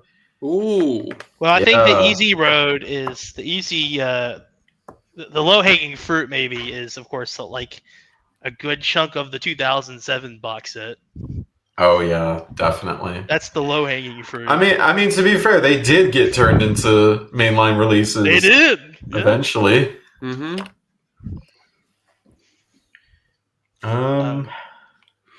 It is really impressive that we got a lot of the Mayhem guys as retail, like mainline releases. When originally, I feel like you're like back in the Fun Pub regime, they would have been exclusively Fun Pub like only. Yeah, and they're not even like selects anymore. Like we don't even really get selects. Retail. Yeah, I mean, sure, most of them are like store exclusives, but they're just store exclusives. Like you can just go and buy them. Yeah. So that's cool. I think what else would be It's main. Yeah, I can't really think of any releases from BotCon that like by rights should have been mainline releases. I mean, other than the 2007 ones, it's like Yeah, besides the 2007 ones. and maybe 2005's like Ironhide and Ratchet. Yeah. I guess the other thing to kind of consider though, like in the context of it, is that like the window of what's mainstream and like niche enough to be quote unquote BotCon exclusive was very different back then. It's That's like also true. now, like back then, I think there honestly was a point where like Ironhide was more of a niche, kind of like a niche character, or like some of the other Seekers who aren't named Starscream were like lesser known characters. Yeah, And because like, now Ironhide wasn't in the show or anything. well, and now we've gotten to this point where like Overlord is like a mainline character. Like that didn't used to be this way. Like it used to be that Overlord was a BotCon character in 2012. Yeah, Niche. just looking at the shelves right here. Okay, let's see. Like we got fucking. Okay, I'm not finding any really good examples. I'm sorry. But like, okay, for instance, Legacy Evolution. We got fucking DevCon as just a mainline release. Oh, like, only showed up in one episode of the cartoon. Never. I still need to get that DevCon. The new one. Yeah, I just got it like last week. It's okay. It's okay. I just really like my 2014 one. Yeah, I mean, nothing's gonna beat that one. I'm But, like Diverse DevCon. Yeah, One day, guys. And like, okay, going back to like Kingdom or something, we got an Amazon exclusive toy of a Mexican variant of the Pipes toy from G1, just as an Amazon exclusive. Like that's not even something BotCon would have touched if it kept going. Yeah. Like that's so obscure. That's like probably like one of the most obscure things you could go for. Well, we got stuff like we mentioned, Antagony got a new figure, Sandstorm, the BotCon Sandstorm got a new figure. We just got the deluxe Insecticons. We got a Windsweeper. Like yeah, that's what I say. Like the window for like what is mainlineable has shifted incredibly. Yeah. And we've even had mainline releases of popular BotCon toys like Toxitron. We got an animated Motormaster at retail. We did. Who else? I'm just trying to look on my shelves here. Like we even got an Iron Fist for Age of the Primes. And Carnivac to go with him. Yeah. Not that BotCon ever did Carnivac, just that Carnivac feels like he would have been a very BotCon like coded character. Yeah, if they ever found a way to like put him in somewhere. Like he would have just if BotCon had survived past like official BotCon survived, I'm sure he would have been a retool of. Yeah, but looking back to like you said, BotCon 2007, even going outside of the box set, you got Weird Wolf. You got a 2-pack of Springer and Huffer. Like yeah. Those were the BotCon toys because like, they hadn't been in Transformers for like almost 25 years at that point. Yeah. But now they're fucking everywhere. Now we got Springer with his iconic Springer hammer in Studio Series. And they milked the Huffer mold for all it was worth in Kingdom. They did. Although if they were gonna milk any mold, that was the good one to milk. It was a good mold, so it was. Anyway, I'll say it was kind of with that in mind. It is a little tricky to say, what is a mainline release, like what should have been a mainline and should not, like would not have, maybe shouldn't have been mainline. Just because of that window. I feel like if BotCon was still around, maybe that Excellion Walmart exclusive might have been like a freebie figure or something. Or BotCon would have picked up on that big powered set that Takara did. Oh yeah. I mean, That set was really good, actually. That one I flew mean, under the radar for a lot I've of been people. I've been meaning to get that set for ever since it I came will out. say the Roadfire one is kind of at least on mine. Like the torso doesn't put together, like stay together very well. But the Die Atlas and the I think it's Sky Shadow, or I forget what the no, Sonic Bomber. I think it's Sonic Bomber. Yeah. I don't remember. Those two are incredible. Even like with the like, Die Atlas having hollow leg itis, he still looks really good. Right. Anyway, that brings our podcast to a close. This was a really interesting one. We talked a lot about. We had some really interesting stories on this episode. Brand new, fresh perspective. G1 Scorponk, it was really great having you on this show for this episode. Yeah, thanks for having me. I hope we can find another topic to bring you in on sooner rather than later. Happy game, just let me know. Yeah. But yeah, this has been Kit Catastrophe, headmaster of the School of Athenia. this has been Declan Lochar, Dean of Fabrication of the School of Athenia. This has been Runestone, the Dean of Critique, and if you want to vote for which topic we do for the next episode, go to Kit's Discord server or my community tab. Correct. And before we round it out, G1 Scorponok, is there anything you want to plug before we go? Nah, I think I'm fine. I've thought about doing a YouTube channel, but I haven't done it quite yet. All right. In that case, class dismissed. All right.